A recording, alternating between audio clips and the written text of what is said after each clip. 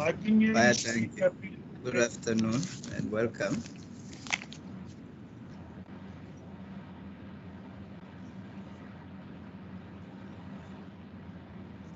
I see this thing is eating.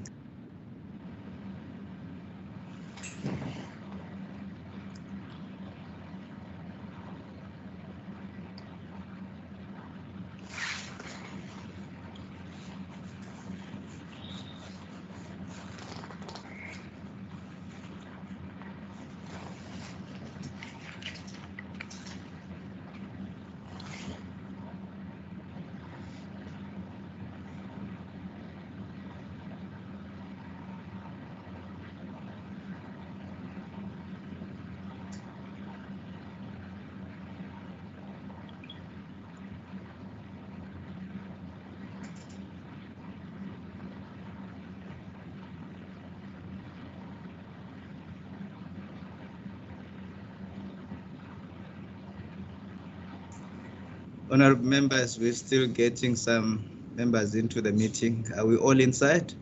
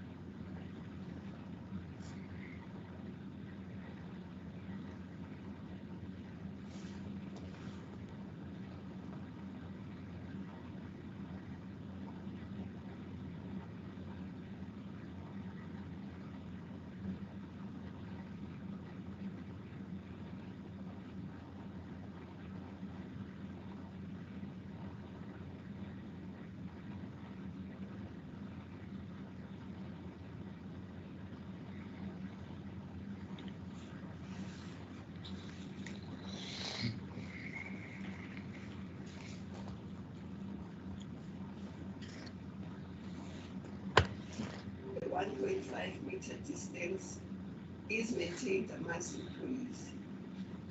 We will have to limit the number of people in the workplace so that we minimize the chances of infection, or take other measures to ensure that social distancing is in minimizing the chances of infection on the consumption basis. Het jy nie gehoor die skrywers nie? Dan gaan ek maar net weer almal mute meneer. Bly meneer asseblief meneer.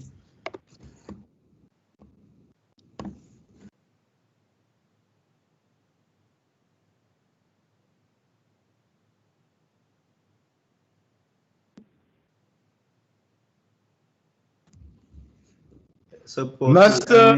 Speaker.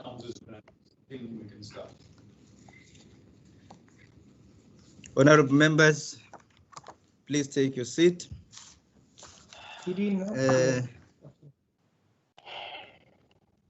Because we're sitting now at home, not necessarily in the chamber, you have that privilege to remain seated or stand wherever you are. Mastanders, Almachtige God, for you have called us to govern this province. We ask your help to make this decision, and the decisions and laws that will be just and will promote the interest of our people. On mag tegen God ons bid dat u gedurende ons vergaderings ons dien dege wysheid sal gee. En ons motiewe suiwer sal hou. En dat u ons sal help om ons te tegemoetkomen.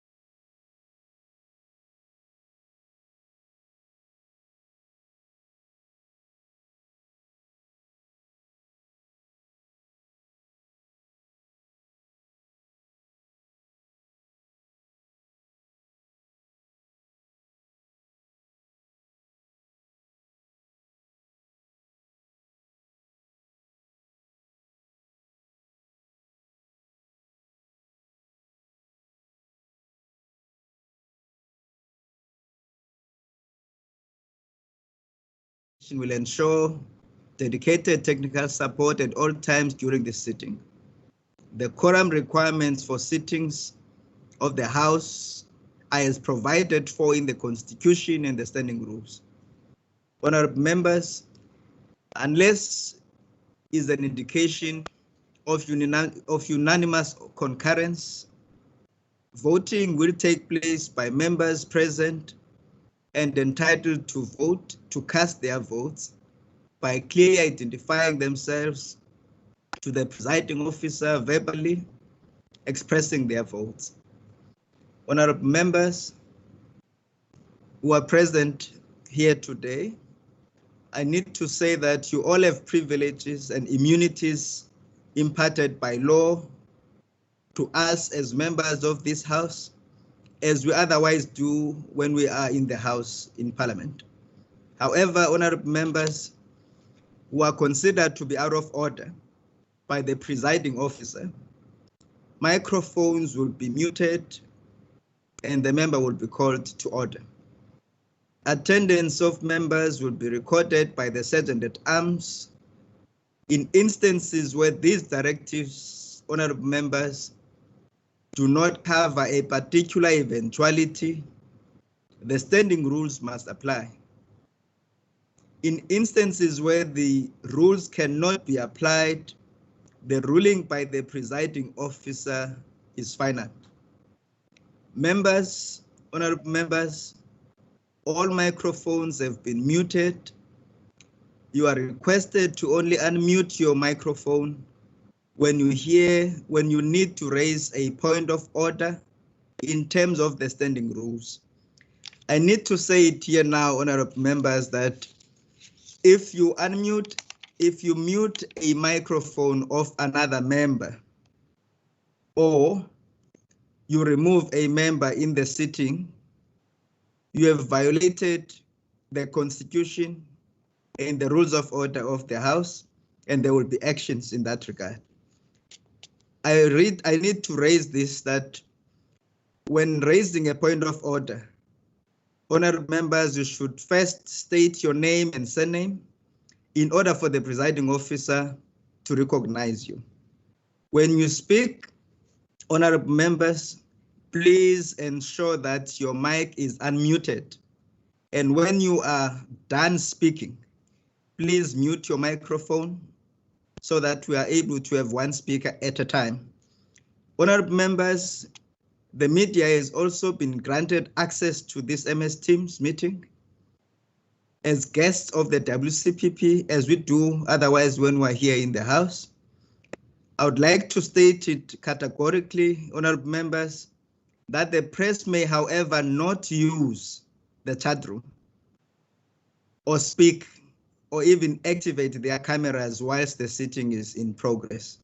Please, members of our Fourth Estate, do not activate your mics or your cameras or speak during the sitting. For the purposes of this sitting, honorable members, I am requesting that honorable members be sensitive to the language and the needs of other honorable members, since no interpretation services are available for the sitting. And of course, whilst we're still investigating means and ways to address this with speed, we must accept that this is the order that we'll be following and for this and future sittings of the House until we're able to resolve on the matter of translations. I hope the honorable members will forgive me in this regard. As ruled by the presiding officer in the sitting of the House on the 23rd April 2020, also here via the Microsoft Teams, honorable members, there will be no interjections allowed during the debate. In this regard, I also wish to draw the attention of the honorable members to Rule 40 of our standing rules.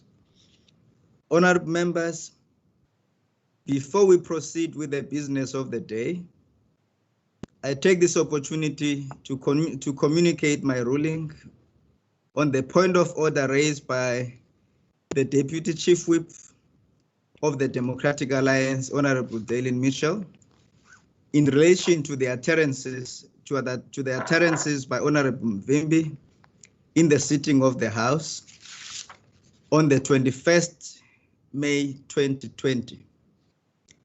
Honorable members, during the sitting of May 21, Honorable Mvimbi gave notice of a motion and inter alia said that the House notes with concern and condemns with the contempt the reckless and unscientific utterances by the DA leader who called for, and that the House debates the calls for the province to move down to level 3. So this was referred to the member of the House, and the member is known to all members, and that was Honorable Matigizela, Minister Matigizela. The Honorable Deputy Chief Whip of the DA, on a point of order, alleged that the Honorable Mvimbi was in contravention of Rule 59(1) and subsection 2 on the basis that, and I quote, any member who wishes to bring any improper or unethical conduct on the part of another member may only do so by way of a substantive motion. Honorable members, the Deputy Chief Whip also said that if the Honorable Mvimbi wants to table a motion of improper conduct by a member to the House, he must do so by way of a substantive motion. Having had the opportunity to scrutinize the Hansard transcript, I do not see any allegation of improper conduct on the part of the Honorable Minister Matigizela in the Honorable Mvimbi's use of words. Reckless and scientific utterances being the words that were used. I regard that as a political comment, not necessarily a transgression of any rule or practice of this House. It is up to individual members to decide whether they agree with the comment and deal with these comments in the appropriate forums. I therefore rule, honorable members, that the Honorable Mvimbi's utterances were above board, and consequently, the point of order of the Honorable, the Deputy Chief Whip of the Democratic Alliance is not sustained. I conclude on the ruling. Thank you, honorable members, for your attention. We now move to the interpellations. Honorable members, the first interpellation, which is to the Premier, I then recognize the Honorable Premier. Thank you very much. Thank you very much, Speaker, and thank you very much to the Honourable Doug Moore, Leader of Opposition, for the question. 1A, community transmission was established earlier in this province compared to other provinces. It is likely that this was seeded via tourists prior to the national lockdown, or not only tourists, but international travel, both South Africans going overseas for tourism or business, as well as tourism and business coming to this region. It was largely driven by clusters in essential workspaces as well, such as supermarkets and factories, by the end of the second week of April 2020. Many of the workers in these workplaces are likely to have started community transmission in their respective local communities prior to being tested in the workplaces. Community transmission is now well established, and more people are going to get infected by COVID-19 over the coming weeks as this virus spreads. Its nature, as we have seen globally, is to grow exponentially. This is a new phase in the transmission of the virus, which the entire country will enter into at some point, and perhaps has entered into in some areas already, depending on their own trajectory in where they are. In the Western Cape, we have implemented a targeted screening and testing regime linked to the workplace and community clusters. We therefore expect the numbers of laboratory-confirmed COVID-19 cases to increase in our province. We have increased the number of tests from 7,975 on the 1st of April to 133,489 on the 27th of May. This is an increase of over 1,573%. This represents the highest testing ratio per 100,000 people in South Africa, and using our targeted hotspot approach, we screened 538,529 people and referred 12,427 people for testing with that second approach to testing. The death rate in the province is at 1.8%, which, based on current trends, is in line with international data on the progression of the virus in other countries. And as it stands, the death rate is no higher in the Western Cape than elsewhere in the world, and is likely to be the same rate countrywide. Although this data we continually update, and we've just had a presentation before this sitting of the House by the different modelers who are looking at different scenarios, and that we are taking back into our work streams and our departments as of this morning, 7 o'clock. And next week we will come back to see if there's been any adjustment to our models and forecasts, but that number still stands. And then B, most people recover from COVID-19, with over 90% who will not require hospitalization. Our screening and testing teams are deployed based on data which actively identifies and follows the bushfires, or those hotspot areas, the pockets of infection within communities. We identify these pockets whenever we confirm a COVID-19 case, and our rigorous contact tracing teams track their previous movements and contacts. We have established a dedicated coronavirus provincial hotline for residents to call, and so far received a total of 28,500 calls. We have, as people might have seen, I visited the CTICC temporary hospital. It's almost nearing completion. It's an 850-bed hospital. Glad to see they've squeezed out another 12 seats, so another 12 beds, so it's 862 beds. The biggest single COVID hospital in Africa, a paperless hospital, really was impressive to see, and opening very shortly. We've also got the temporary hospitals on the R300, the one in Khayelitsha, which opens tomorrow, one out in the Winelands, an extra 616 beds. And we've opened 18 testing and triage centers. 12 of them are operational at the moment. We have recruited over 1,465 volunteers and health workers and specialists to help us when we get to the peak. We've ordered over 350 million rands worth of PPE for our healthcare workers, and we're increasing that to 550 million to take us to the end of the year.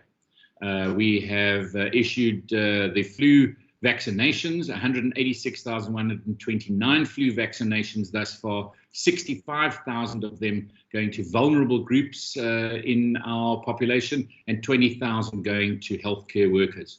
We have 432 ventilators on order, and we have 100. Premier, your time is up. Thank you. You'll have another opportunity, sir, later on. Thank you.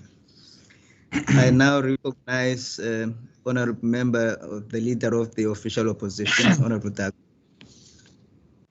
Thank you very much, Speaker and Premier. Our prayers and thoughts are with all of our health workers who have contracted this virus while in fact attempting to do everything to save our lives. We convey our sincerest condolences to the families of these departed health workers, as well as all of those in our province and in our country that have lost their lives. It's clear that the Premier's explanation is not adequate, and he needs to properly investigate this high infection rate, particularly amongst health workers, given his stated view that protective gear has been approached. We know what is going on in Tygerberg. The nurses call us. We know what is going on at Somerset Hospital. The nurses call us. And it is clear that there are issues of management in that facility and a complacency and often a carelessness. And it's disappointing, Speaker, that the Premier does not refer to that. We are clearly the epicenter with 65% of the total COVID-19 cases. And in fact, our experience is that contrary to the claim that this is related to testing, I want to inform this House that the very first case that we were aware of has actually then become a pattern in Khayelitsha, where someone was actually sent home to a crowded environment to wait for the results. And then we battled with member Windvogel and others. We had to get hold of the MEC. It took at least over 48 hours to eventually get this particular patient into a quarantine facility. But we hear absolutely nothing, Speaker, from the Premier about those real examples. Our members will tell you in their constituencies, Member Moran in Witzenberg, in constituencies of Philippi, Khayelitsha, Mitchell's Plain, Bonteheuwel, the absolute problem that we've been having. But I do want to also say there are officials in the health department who are trying their best to assist. But the problem is that when the Premier simply talks about the issue of testing and then says, look, we must expect that this is going to go all over the country. And sure, there are going to be more infections and so on. But this province, I'm afraid, because one, it does not actually have a command which has leadership together with officials 24 hours on a shift basis to be able to respond. These delays, and I also want to pay credit to the Premier. Whenever I've called him, I know he has done his best to try. But the problem that we're having, it's a systemic issue. Lack of management at Tygerberg Hospital, lack of a proper application of the protocols when it comes to putting people in isolation, and then if they then test positive, to getting them into quarantine. You cannot isolate an informal settlement or a farm worker dwelling in the Witzenberg. You cannot do that. The fact that there has been an undermining of labor inspectors, and the Premier referred to the workplace, to actually go in and respond to the fears and the deep anxiety of workers is another issue which has contributed to this particular situation in our province. So we think that the explanation of the Premier is a glib one. It doesn't go down to the deep Honorable the Leader of the we want Opposition. more responses, and we want Thank the you. truth for the sake of our lives. Thank you very much, Honorable Dagmar. I now recognize Honorable Philander. Thank you very much, Speaker. I do welcome at the beginning of the Premier's address, the readiness in terms of the Western Cape. Speaker, the Premier has also made mention of phases. And as the Western Cape, we are in an advanced phase at this stage in comparison to the rest of the country. Speaker, through you, what has the department put in place? I have seen in terms of an initiative that was a first in the Western Cape, in terms of where the HOD directly connects with staff, addressing their comments, their concerns, and their issues directly. I believe this is a first, and this is a huge advantage to the staff and our healthcare workers that's at the co-front of this pandemic, Speaker. Also, Speaker, we welcome interventions by this government. And also, there were various challenges during the hard lockdown period, Speaker. We accept that. What does the Premier think? What kind of support at this stage and in this phase that the province are in would be useful and will be welcomed from the NCC in this regard? Thank you, Speaker. Thank you, Honorable Philander. I now recognize Honorable Heron. Thank you, Speaker. Speaker, the Premier speaks about targeted testing in the Western Cape.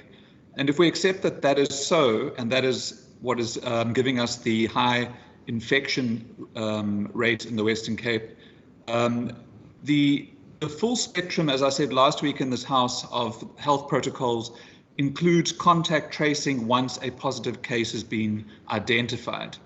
And as I said last week, experts in South Africa are saying that about 20 close contacts per COVID-19 infected person should be traced.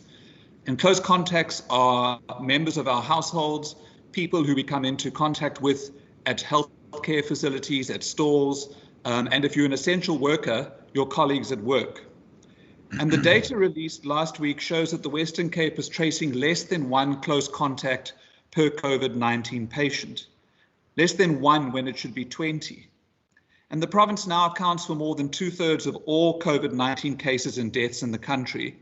And we know that some in the DA are resigned to pursuing a strategy of herd immunity, and some are even openly advocating for it. So the Premier speaks of rigorous contact tracing, but where is the evidence for this? And is the Premier permitting rampant infection to occur in alignment with those who advocate for herd immunity in his party? And if not, what actions have been taken in the last week to improve contact tracing, isolation and quarantining of infected or possibly infected people? And what consequences have there been for those responsible for the really poor tracing, isolation and quarantining of infected people to date? Thank you, Speaker. Thank you, Honorable Heron. Honorable members, I now recognize the Leader of the Opposition, Honorable Dagmo. Thank you, Speaker. Member Heron is absolutely correct when it comes to woeful, inadequate contact tracing. Let's be honest, lives appear to be of less value in a Mitchell's Plain, in a Khayelitsha, in a Witzenberg, in a Langa. And the reality is that unless there's the political will to actually do the contact tracing, herd immunity, let's be honest in this House, MEC Madikizela, Helen Zille are proponents of herd immunity.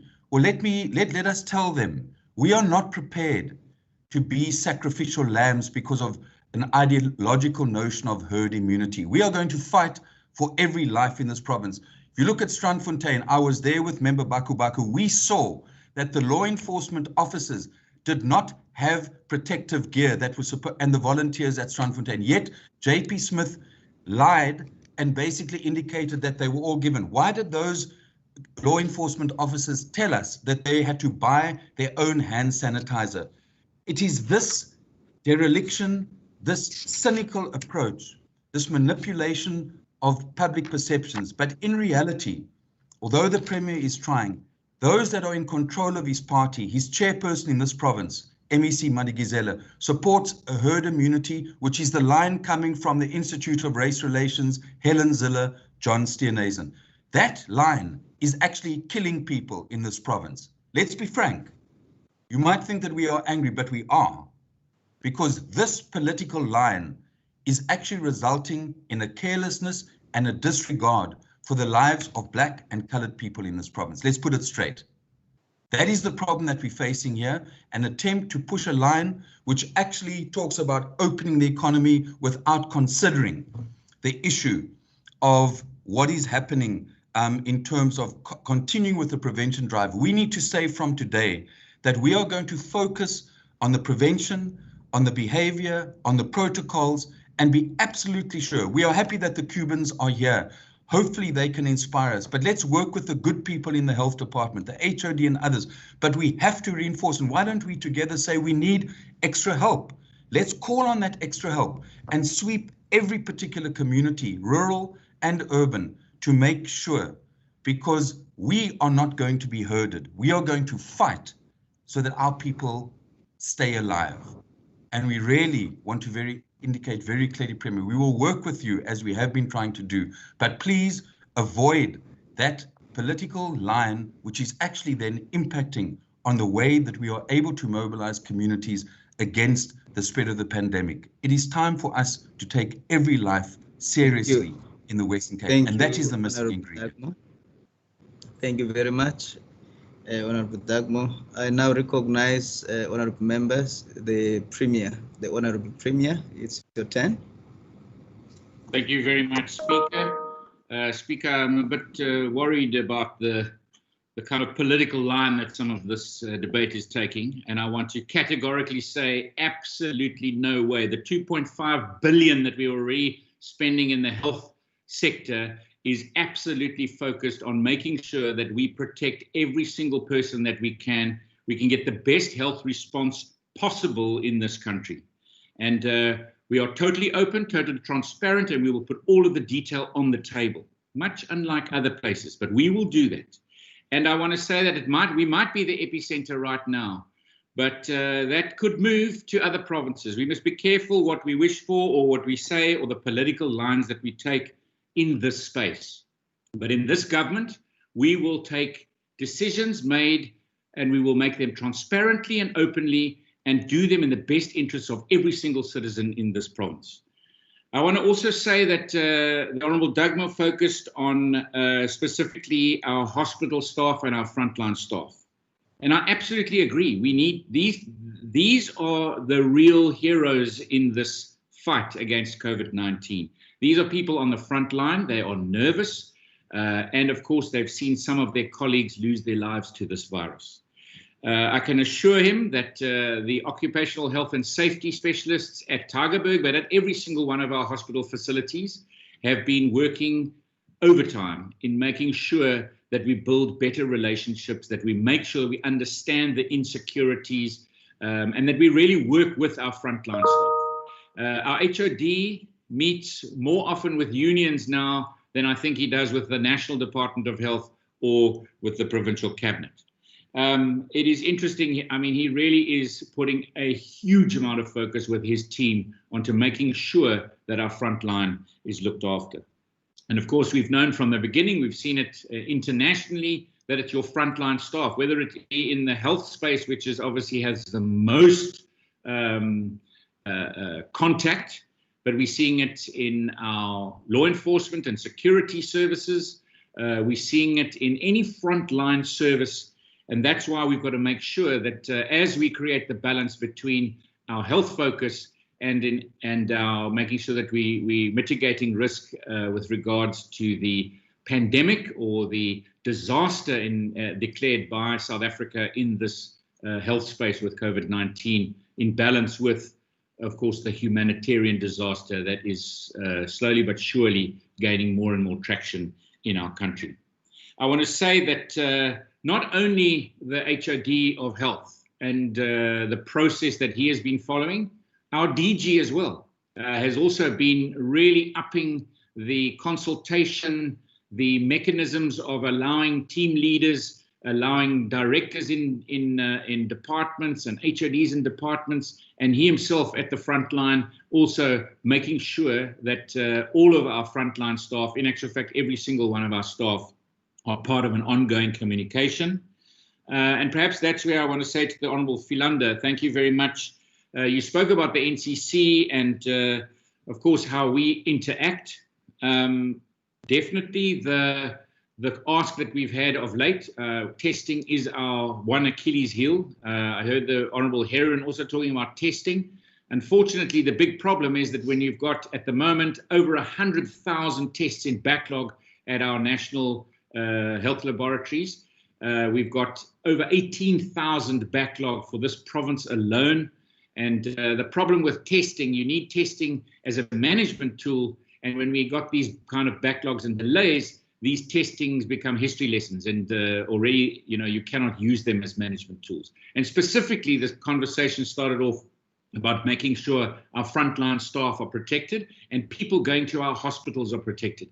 And testing of our frontline staff is urgent and is being focused on right now. But the same thing, if you arrive at one of our hospitals with perhaps just flu symptoms and you can't be tested, you might end up in the COVID ward by mistake. And we need to make sure that testing is ramped up. But we've also said, let's have a look. If our curve is coming before another province, how do we actually see if some staffing can come from other provinces to this province? And then, of course, when we get beyond the curve of the province, we can then return the favor to those other provinces later on in the year. Thank you, Honourable Premier. Honourable members, that concludes the debate on this specific interpellation, which was by Honourable Dagmo to the Premier. Now, the next interpellation is Honourable Nkondlo to Honourable Menye. I now recognize the Honourable Minister of Finance. Thank you, Speaker. I'd like to thank the Honourable Member for the question.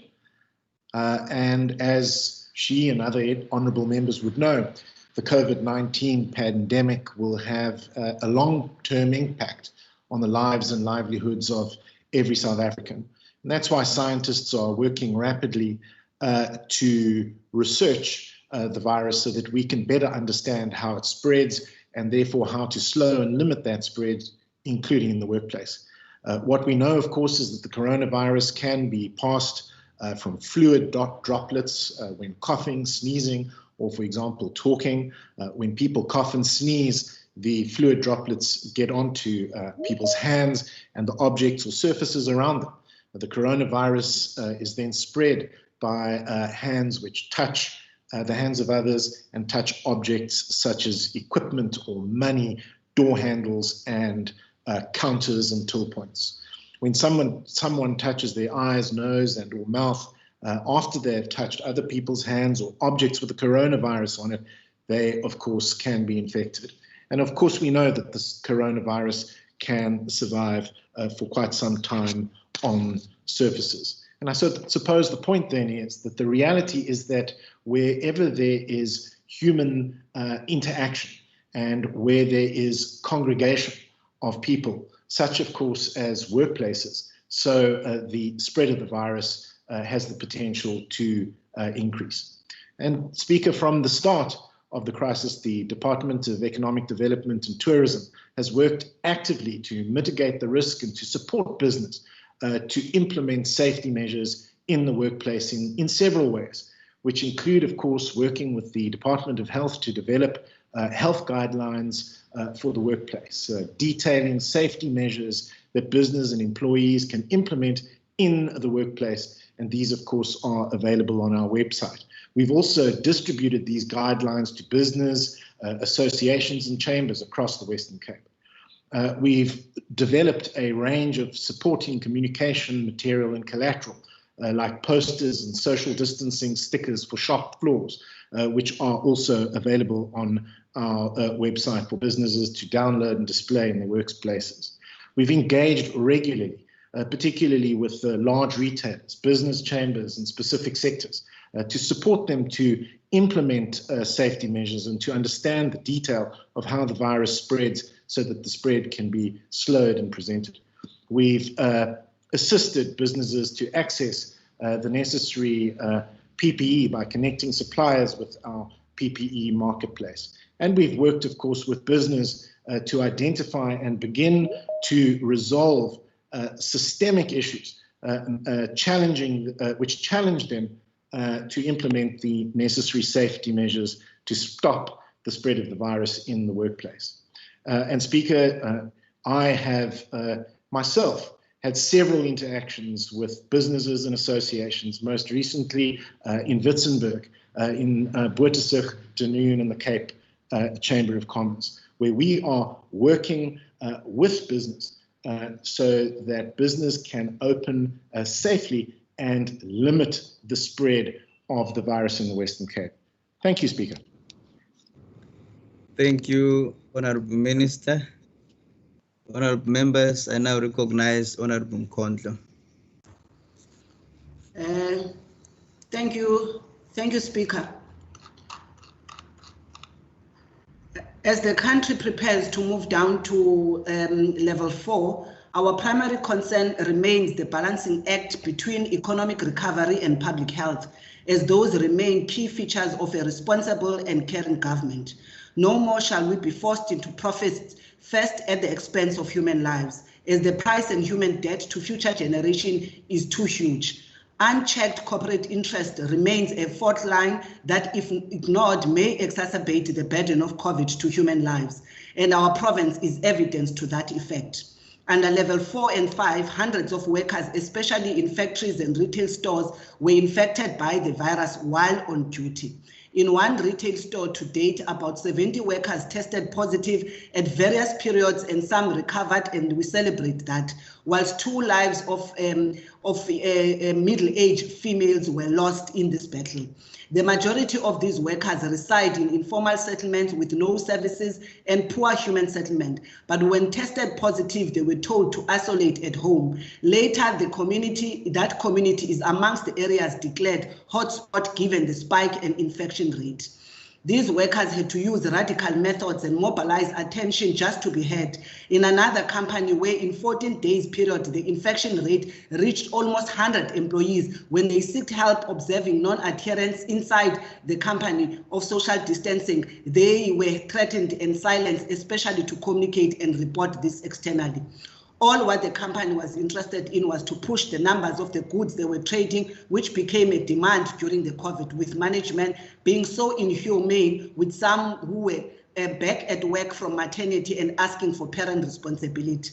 The most recent one is the Food Town Hyper Khayelitsha, where employees were fired because they get tested after discovering one of their colleagues had tested positive.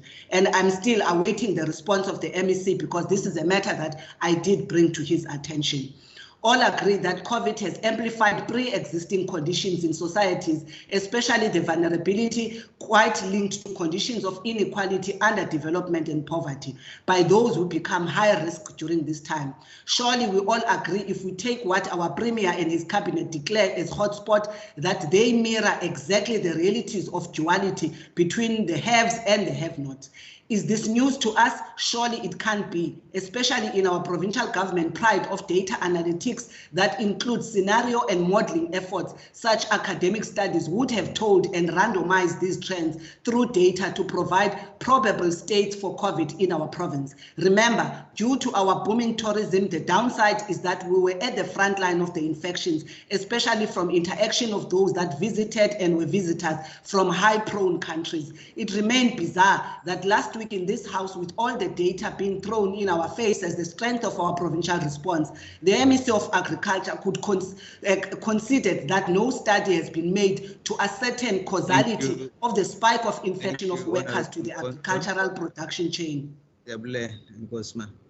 Honourable members, I now recognize Honourable Bartman. Thank you, Speaker. With the upcoming level 3 regulations of the lockdown, many businesses will be opening up their doors. What is the government ministers doing in terms of their approach for workplace safety in the hotspot specifically? And is the National Department of Labour assisting, if at all? Further, with the ongoing economic and fiscal uncertainty, it is crucial that national governments start implementing a strategy that would ensure a large-scale job-creating industry such as construction are protected from further collapse. In the Western Cape, Speaker, 14.9 billion rand in income is expected to be lost to people who are employed by the construction industry in 2020 if lockdown regulations continue to be stringent and hostile towards the sector. What safety advice have the provincial department provided to the sector within the hotspot area specifically? I thank you. Thank you, Honorable Bartman. Honorable members, I now recognize Honorable Nkonhlo. Thank you, Speaker. Am I audible? Oh. Yes, you are, Scan. Thank you, Speaker. As the MEC has joined the call to open up the economy, and we welcome the announcement by the President of Level 3, ours is to ask for the state of readiness against the background from the current corporate cluster transmissions. The province runs a COVID-19 business safety compliance complaint form. Can he tell us how many cases have been reported and what action has the MEC and his department done to this regard? We seek to ask for a targeted study, the science of the virus that has been actually spoken to by the Premier and the MEC, of the phenomenon of workplace transmission, their cause and implications to the economy, especially towards employees and their households' ability to earn an income. Further, how do these cluster transmission bear correlation to community transmission, specifically to the hotspot areas? We ask the provincial government in its business and economy rescue to include the workers and their formations in the structured and consistent dialogues per industry that has already registered exposure. These are workers that carry and are central in the economy that we are all affectionately argue for it to be opened and recovered. The Western Cape needs additional labor inspectors to ensure that more businesses will be inspected and for health and safety measures to be put in place. The provincial government should also come to the party and accept that it has a role to play to arrest the situation in the workspaces. Mr. Mwepa, Secretary of Kraaifontein Development Forum, cautions us against the tech-based response that is not balanced with a proactive government. Online platforms such as the dump apps are not on their own going to resolve and realize the desired results, considering that in the hotspot areas, particularly, poverty and underdevelopment is the reality. Many do not have proper internet connectivity, let alone unemployment places many unable to afford data cost to access and use the information. Mr. Mwepa asked if we are able to get big corporates to bring solutions. How much are we doing the same for local entrepreneurs in those areas to provide local solutions, visit shopping malls, audit health and safety for the retail stores, assisting them to remain and also earn income as part of the recovery? The voice of women tellers, packers and other frontline workers have also asked us that as government, we must urge that companies must improve management style and place the lives of the employees as an important asset in their corporate profits. Fighting to ensure employee safety must be a priority and also must demonstrate a matured leadership from our provincial government with less pointing fingers and blaming national government, but working together, because indeed this particular virus affects us all across a party line. So we should seek to ensure we reach out to each other and work in a manner that demonstrates that particular leadership also to our own communities and the people that we serve.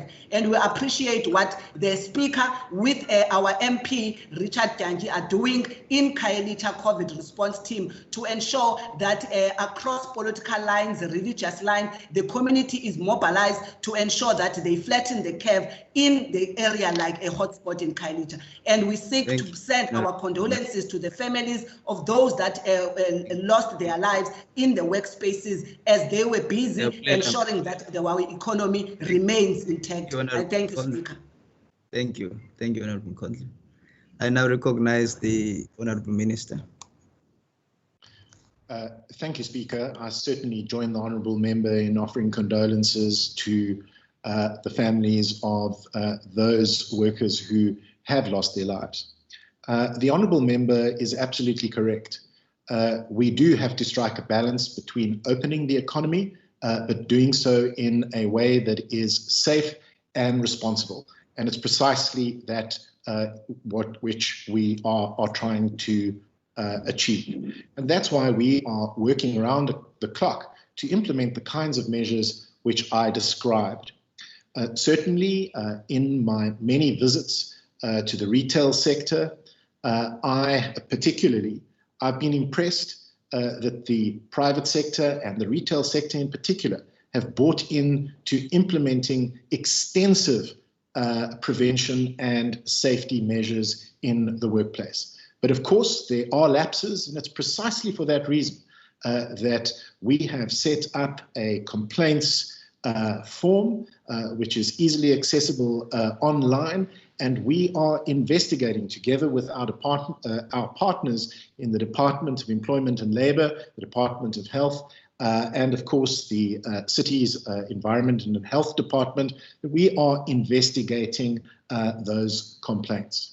On the particular matter which the honourable member raises, which of course relates to the Food Town hypermarket in Khayelitsha, that matter was immediately referred not only to the Department of Employment and Labour because of the seriousness of the allegations, but also to the Department of Health.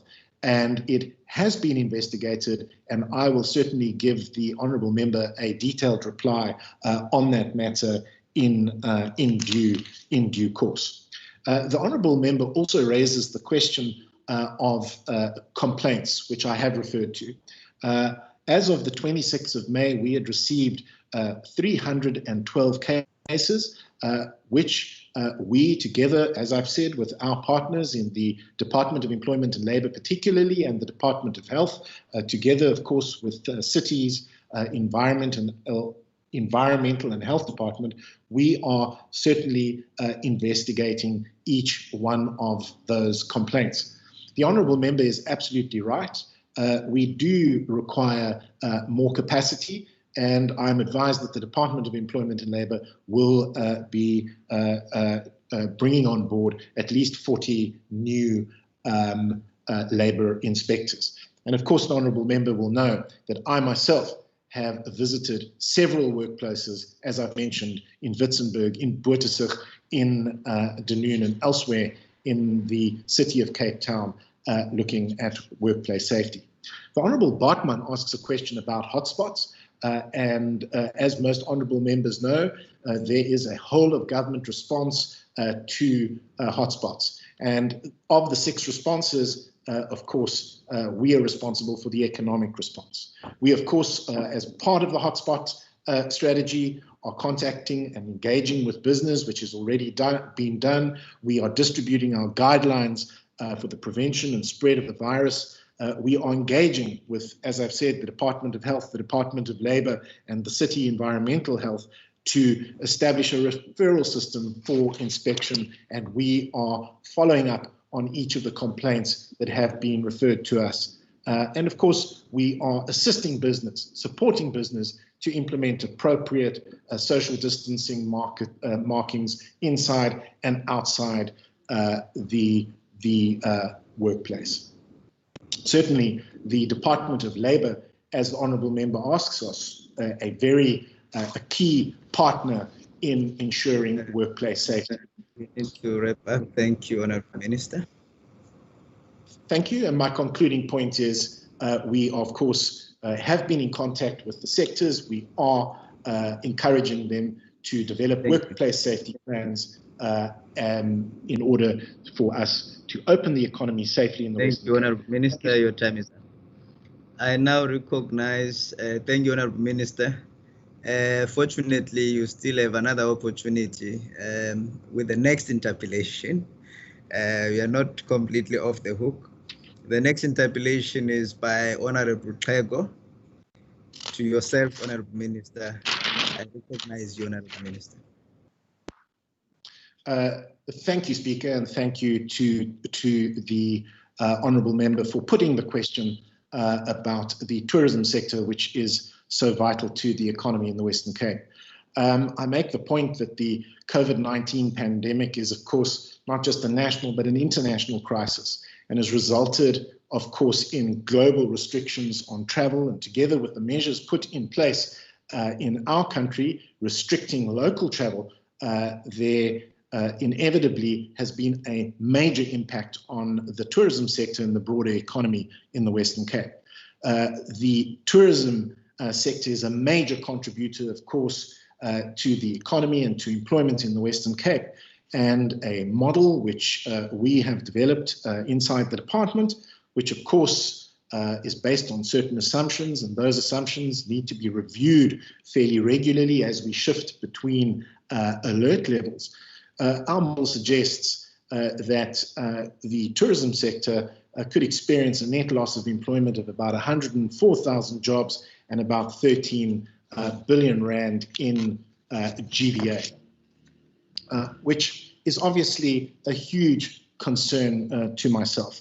And that's for that reason the department has been engaging actively with the tourism sector to properly understand the impact of COVID-19 and working with the sector to prepare the industry to be able to open up safely in time. And up till now, we've had at least 11 engagements with the industry.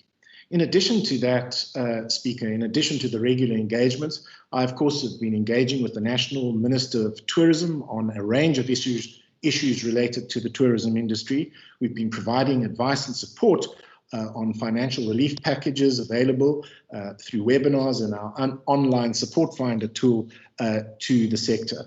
And as I mentioned 2 weeks ago, we've launched a one-day campaign, which is an innovative campaign developed by Westgrow that uses digital content tools to virtually showcase the province to those who are currently in lockdown, both in South Africa and around the world, to remind them that one day both Cape Town and the Western Cape will again open for tourism. And we've obviously had regular engagements with our districts and are actively working with the tourism industry to develop a recovery plan, which is so vital to the economy in the Western Cape. Thank you, Speaker. Thank you, Honorable Minister. I now recognize Honorable Xhego. Thank you, Speaker. I hear what the Minister in terms of his response is, but the major question that I wanted to clarity on is that noting that the pandemic is seriously and the lockdown impacting on everybody, but I'm worried about the people of Langa, the people of Guguletu, the people of Menenberg, that what is the department doing in order to ensure that in a process of recovery, you interact, and what strategies did you put in order to reach out in those that were previously disadvantaged, that we know that they were in the formidable stages of accessing the industry. So now the question is that did you reach out at each and every level of the people that are impacted and infected in terms of the industry itself? Thank you very much. Thank you, Honorable Xhego. I now recognize Honorable Batman. Thank you, Speaker. In a presentation made by the Provincial Department of Economic Opportunities and Tourism last week, it was revealed that tourism in the Western Cape is under extreme pressure during this period, and that the tourism will account for approximately 43% of employment losses in the province, while 50% of all tourism businesses are expected to close down. With the level 3 coming up soon, tourism businesses will still not be allowed to open up, while both national and provincial government departments have provided relief packages to business. This is not enough to mitigate the severe impact of this pandemic. I would like to know whether the minister have made any submissions, or if the provincial government has made any submissions on the tourism sector to the national government, and what the Department of Economic Opportunities and Tourism is doing in order to assist the sector during this time. Thank you. Honorable Batman, thank you. Before the Honorable Minister responds, I see Honorable Marais, you raising your hand there. If you have inadvertently done so, please drop it because we're dealing with the interpellations unless there's a point of order, sir. Sorry, I wanted to, I think maybe my name is not on the list to ask that question. No, your name is so not. I would just decline. Thank you, Honorable Marais. I suspected that, but I always take a guess. Thank you, Honorable Marais. Thank you. Let's proceed. Honorable members, I now recognize Honorable Nkondlo. Thank you. Thank you, Speaker. The tourism sector was hard hit by the current corona pandemic, and such is especially felt by the small and medium enterprises. Of these already in the level 5, most workers were temporarily laid off and at home partially unemployed. The relief support seeks to alleviate the burden to tourism enterprises, and we commend the national government in this regard. Of particular concern is how many of these tourism enterprises have lodged applications of UIF and relevant support in the province, and how, where the payouts have been made, the payments to needy employees have been done within the 48 hours that the Department of Labour has actually declared. The City of Cape Town opened up an opportunity for BNBs to offer their places for quarantine services. Any indication, MEC, of how many, especially small and medium-sized tourism enterprises are registered and contracted for this opportunity? The tourism economy in municipalities like Overstrand saw huge impact, and not sure if the MEC and his department is focusing on this local economy, including the responses given, the trickle effect on this particular sector, but also the related ones like transport in the chain, wherein now, you know, if you go in the areas like Hermanas, that even your taxi industry that would ferry people from the communities into town of those that are working in the industry are now left, you know, to park their cars because of the current lockdown. And what then is the plan going into, you know, level 3 and the future, as the MEC have been making recommendations of some of the proposals of what needs to be done in unlocking the economy. Thank you, Speaker. Thank you, Honorable Nkondlo. I now recognize Honorable Heron. Thank you, Speaker. Speaker, I mean, we know that the global tourism has fallen off the cliff in the midst of this global pandemic, and countries that adopted lockdowns and those that did not are all reporting massive economic turndowns. The United States, with no real lockdown, is reporting record high unemployment, and the Western Cape accounts for 7 of every 10 deaths from COVID-19 in South Africa, and the proportion of cases is growing daily. So the models that the minister speaks about, do those models used by the minister show what the impact on the economy and deaths would have been without a lockdown? Or if we assume that international tourists could travel, does the minister believe that it is likely that tourists would choose to come to Africa's epicenter of COVID-19 deaths and infections? Surely it's a precondition that we demonstrate some change in our trajectory.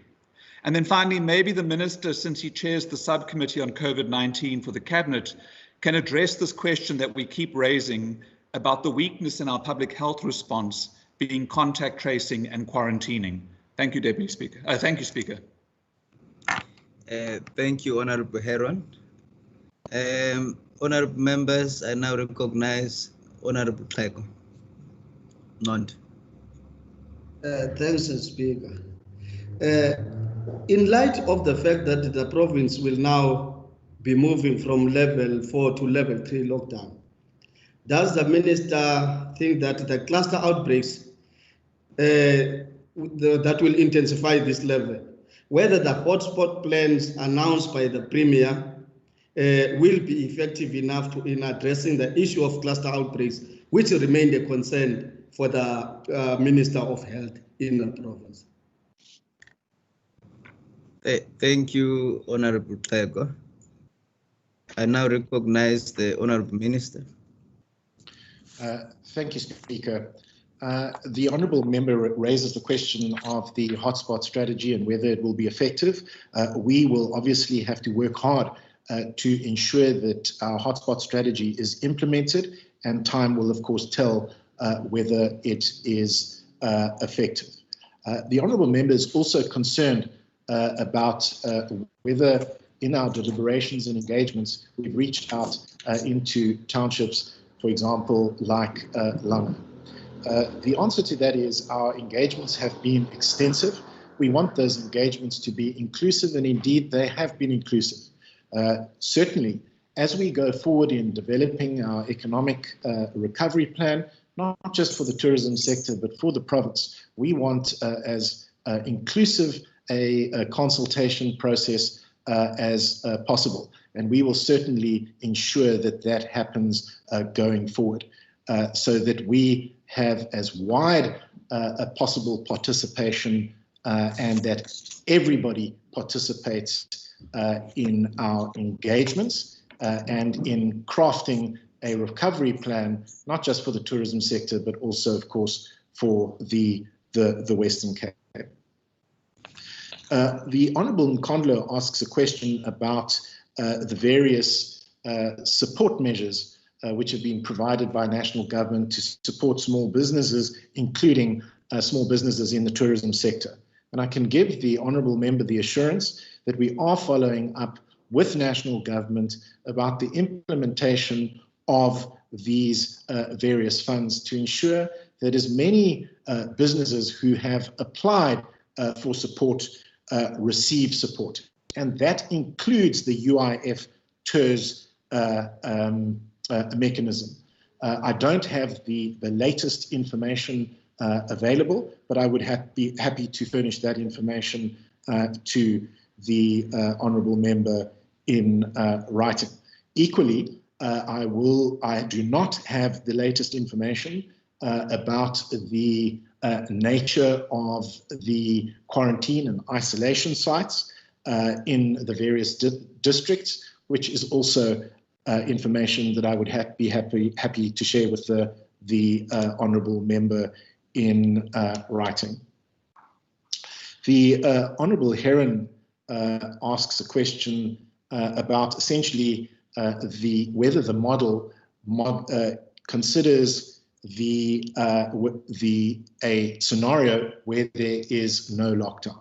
The answer to that question is the model looks at 3 scenarios, a low, medium, and high scenario where we assume various forms of lockdown.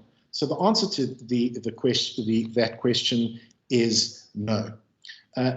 On the question of opening up the tourism sector, I do agree with the member that it is unlikely that under present circumstances that international travelers, even if international travel restrictions were lifted, would at this stage begin to travel. And that's why our proposals to open up the sector focus on domestic tourism and travel.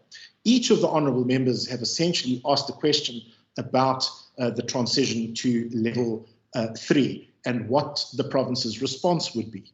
Well, the Honourable Minister, Nkosazana Dlamini Zuma, is currently briefing the press and the public on alert level 3 regulations. We are going to have to carefully scrutinise those regulations, and we certainly will, depending on the nature of the regulations, consider making further submissions to national governments to open up the tourism sector, but of course in a responsible way.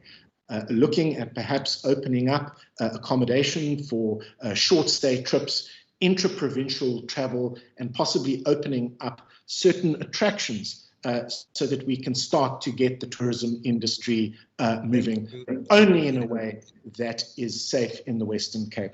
Thank you, Speaker. Thank you, Honourable Minister. Honourable members, that concludes the time for the interpellations. So we are now moving to the oral questions. I would like to bring the following to the honorable members, that the member who asked the question will get the first follow-up,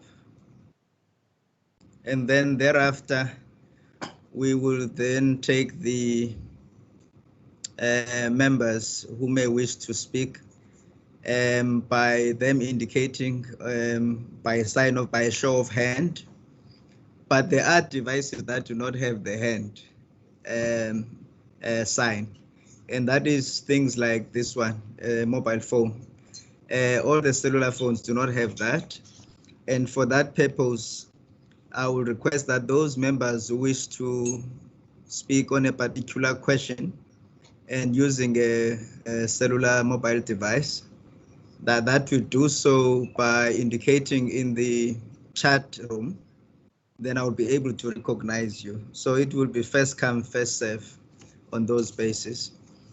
Now I would like to start with the first oral question which has been raised, which has been asked by Honorable Bosman to Honorable Fernandez. Honorable Minister, I recognize you, Honorable Minister of Social Development.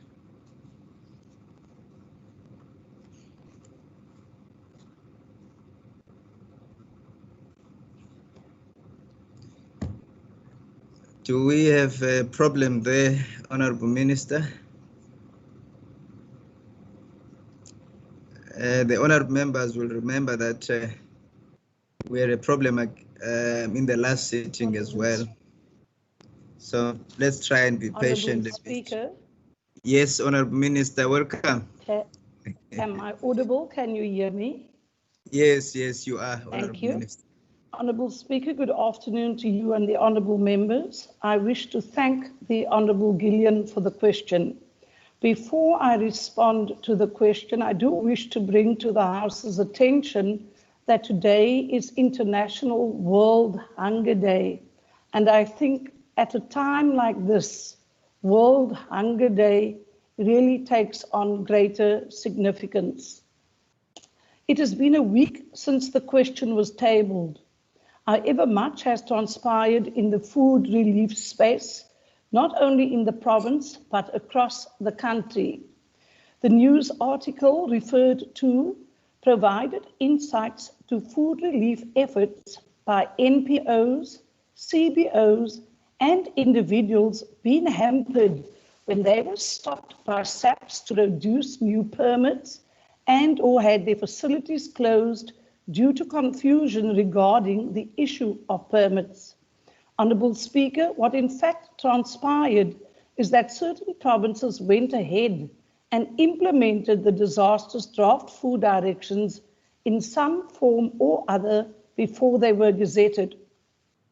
When my office received the draft directions, I realized the negative impact it would have on food relief efforts in the province. I immediately wrote to the National Minister informing her of my concerns and the unintended consequences the draft directions would have if implemented. I wrote that letter on the 11th of May, Honourable Speaker, and I have yet to receive a reply. So in short, the red tape has resulted in confusion and mayhem. However, I am pleased that civil society has taken up the fight as they are ultimately providing food and nutritional relief to the most vulnerable. The directions that, and I quote, food relief must preferably be delivered to individual households until advised otherwise. Only food parcels are allowed, not cooked meals. SAPS must be informed, unquote, is bizarre and draconian in that it would have had disastrous effects, especially on cold, wet days like today. This Honourable Speaker then leads me into part 2 of the question, and I quote from the question, what impact has the national centralisation of relief processes had on the distribution of food parcels? Quoting from the draft, which I must remind this House has been already implemented in part in other provinces, the following actions would have been implemented. I quote, amongst others, organizations and individuals would need to apply for permits or authorization letters no less than 48 hours before the distribution date. All food parcels procured and donated must be reported to Social Development Provincial Offices. Organizations or the persons will deliver food parcels directly to the affected homes or shelter. The food handlers or distributors must not wear political party, faith community regalia, and. Honourable Speaker, at this point though, I wish to pause and express my thanks to civil society, our NPOs, CBOs, everyone that is assisting in food relief, and to say that sanity prevailed, although it took court action to halt the madness in this province. I have also just right now had sight of a media statement released by the Gauteng Department of Social Development, which states that they withdraw the guidelines on food distribution, which I might add was implemented. It was implemented before the directions were gazetted, and it is based on the fact that organizations said it would hinder and affect their ability to deliver food to the poor. So in short, the article led correctly, and I would like to believe that we will now see a more rational, practical approach to delivering food to the most vulnerable, not only in our province, but across the country. I thank you. Thank you, Honorable Minister. I now recognize Honorable Bosman. Thank you very much, Mr. Speaker. And to the Minister through you, I'd like to know if the Minister can perhaps elaborate more on the work that is done by other organizations and the other initiatives regarding food and nutritional support being provided in the province, besides the work of DSD. Thank you, Mr. Speaker. Thank you. Thank you, Honorable Minister. Thank you, Honourable Speaker, and to the Honourable Gillian. In response to the COVID-19 lockdown, the Western Cape government has established a humanitarian relief work stream in order to coordinate humanitarian relief efforts in the province. So besides the work of social development, we have a work stream that I lead together with some other ministers, and we have adopted a whole of government approach to food relief. In that we have the EDP desk, which engages with key NPOs, CANs and CBOs on a weekly basis to ensure that food distribution from private and public donors is mapped and updated on an interactive map. Our district municipalities have stepped in and opened soup kitchens, and they have provided additional food parcels. And I think in just this last week, we saw 9,000 parcels distributed. I can also add that SASSA is part of the forum and their contribution is mapped. The Solidarity Fund is represented, and we can see where their parcels and distribution footprint is going. The Western Cape Education School Feeding Initiative is included in the humanitarian report.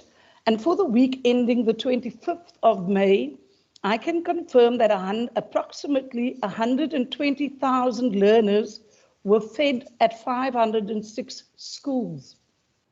We also enjoy, Honourable Speaker, the support of the interfaith community, who have now been afforded essential service status, and we are extremely grateful for all the social relief efforts and contributions received from churches, mosques, shuls, and all other institutions to date. There are also initiatives underway with top chefs for soup production, ladles of love, and small craft brewers are also now cooking soup to supply to CANs and to our vulnerable communities. It was noted in a ministerial briefing at the NCOP earlier this week that the estimated number of people experiencing hunger currently stands at 6 million. This number could increase to as much as 9 million people as a consequence of the COVID-19 pandemic. Honourable Speaker, we are running out of time, and SASSA and the UIF literally need to step up to the plate as the pool of vulnerable individuals and families requiring food relief is growing daily. We are in a race against time. I thank you.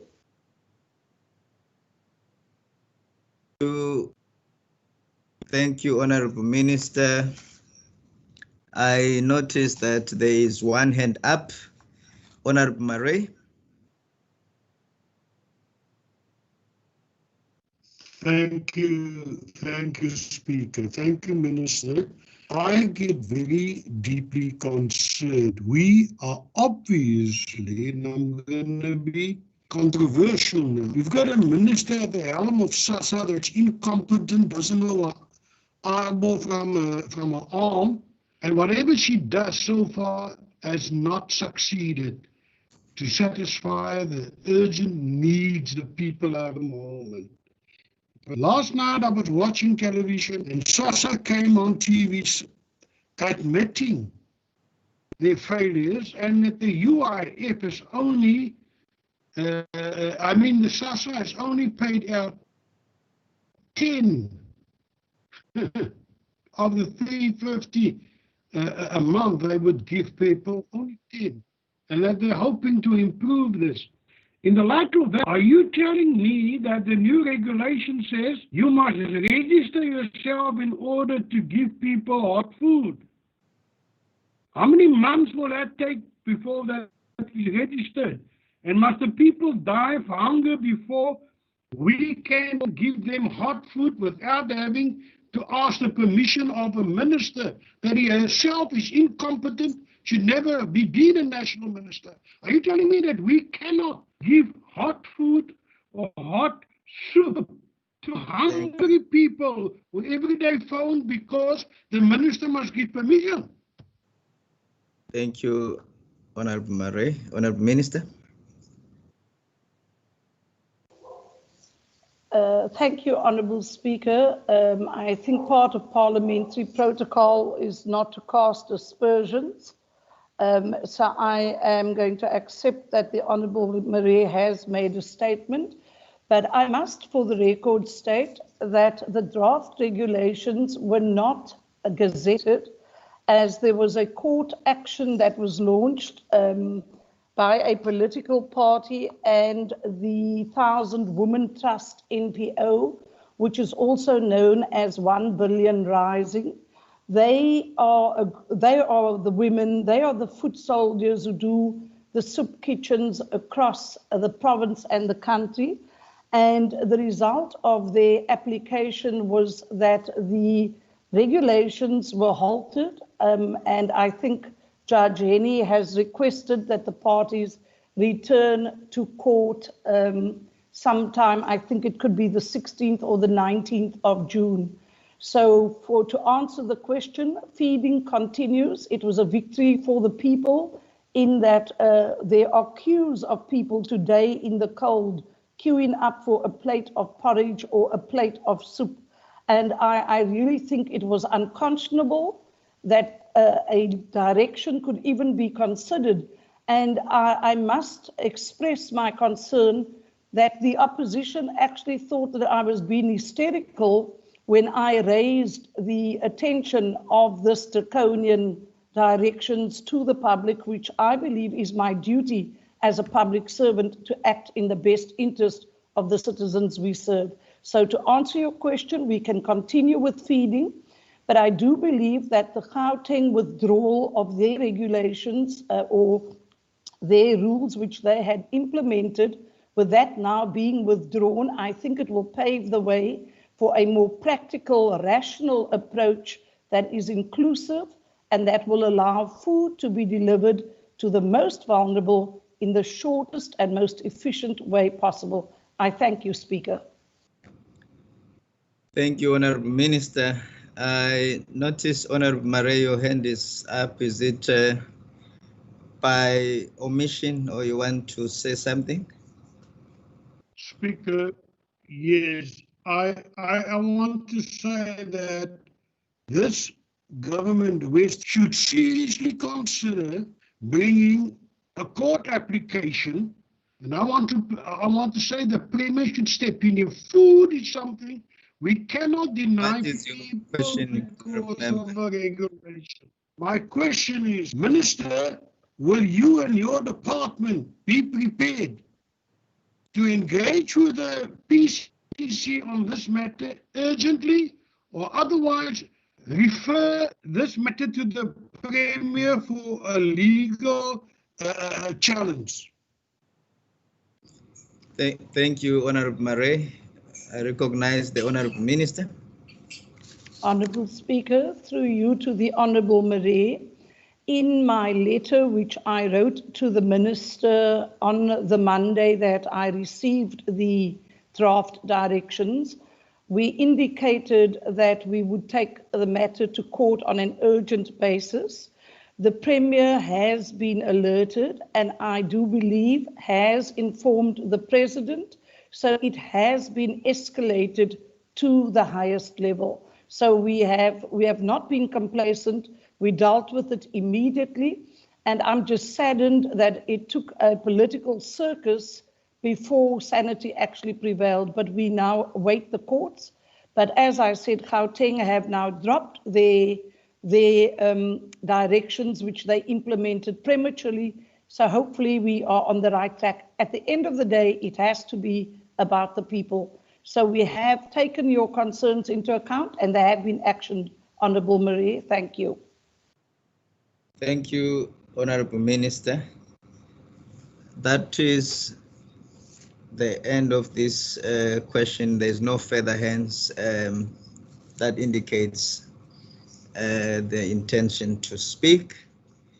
Thank you, Honorable Minister and the Honorable Members. The next question is by Honorable van der Westhuizen to Honorable Minister Anton Bredell, the Minister of Local Government. I recognize you, Minister.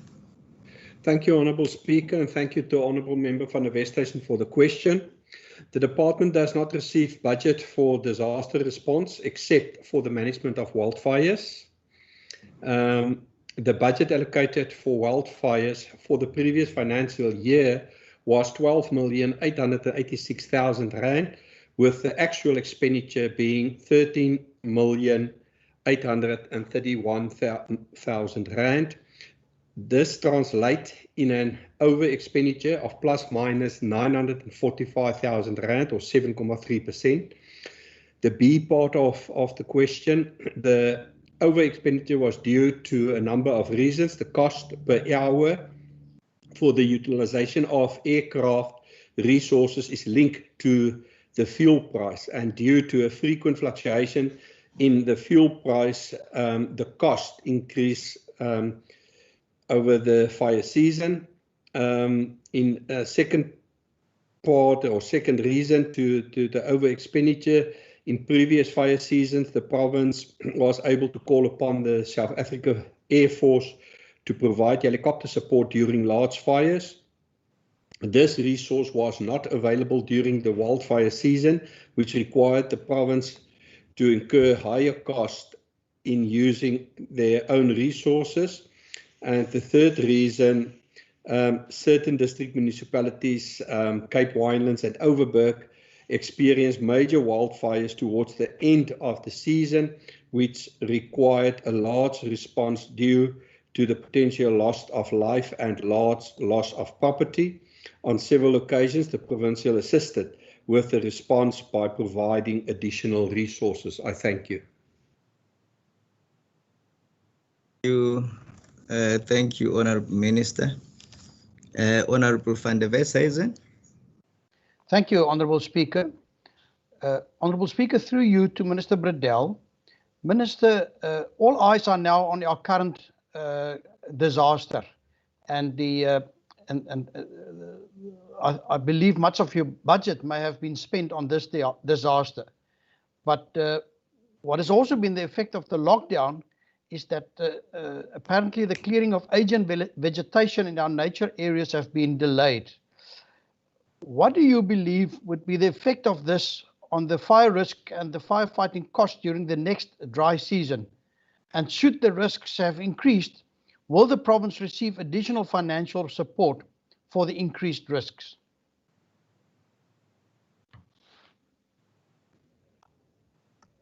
Can I answer, Honourable?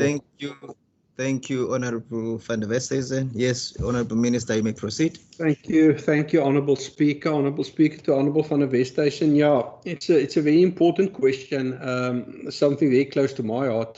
Due to level 5, all alien clearing operations were stopped. Under level 4, both working on fire and working for water were restarted. They were compromised due to the 70% travel restrictions, as well as at that stage a struggle to get some PPEs and to get everything in line. Under level 3, obviously we will continue and increase and get back to normality as far as possible. But we need to be cautious and recognize that the health and the safety of our personnel will come first. Disaster management, in the meantime, Disaster Management Centre convened a working group to determine the risks of the coming fire season. Obviously, and there's not the exact science, so don't excuse me if this is my personal opinion. Obviously, more aliens, the higher the risk of wildfires.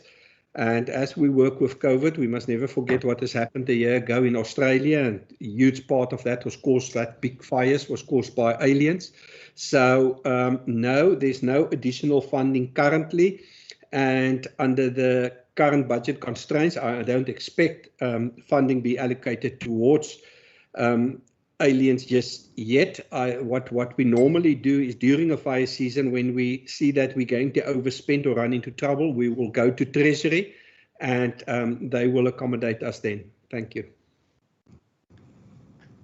Thank you, Honourable Minister.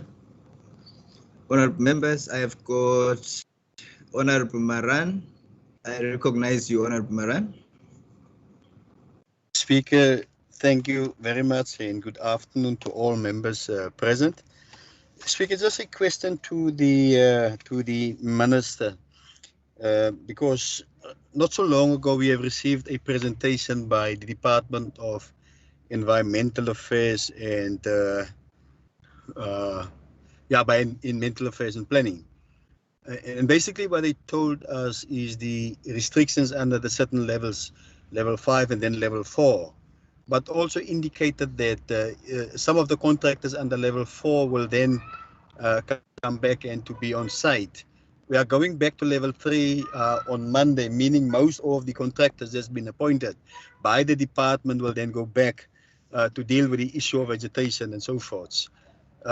Speaker, Minister, your response was there is no exact science that there will be a much more greater danger when it comes to wildfire.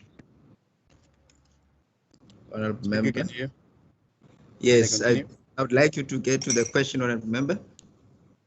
Yes, as we are going now into the winter season, Speaker, do you think that the teams that's been appointed by the Department of Environmental Affairs will be able to deal with the fear of wildfires in the summer season? Do you think they will be able to deal with that particular fear?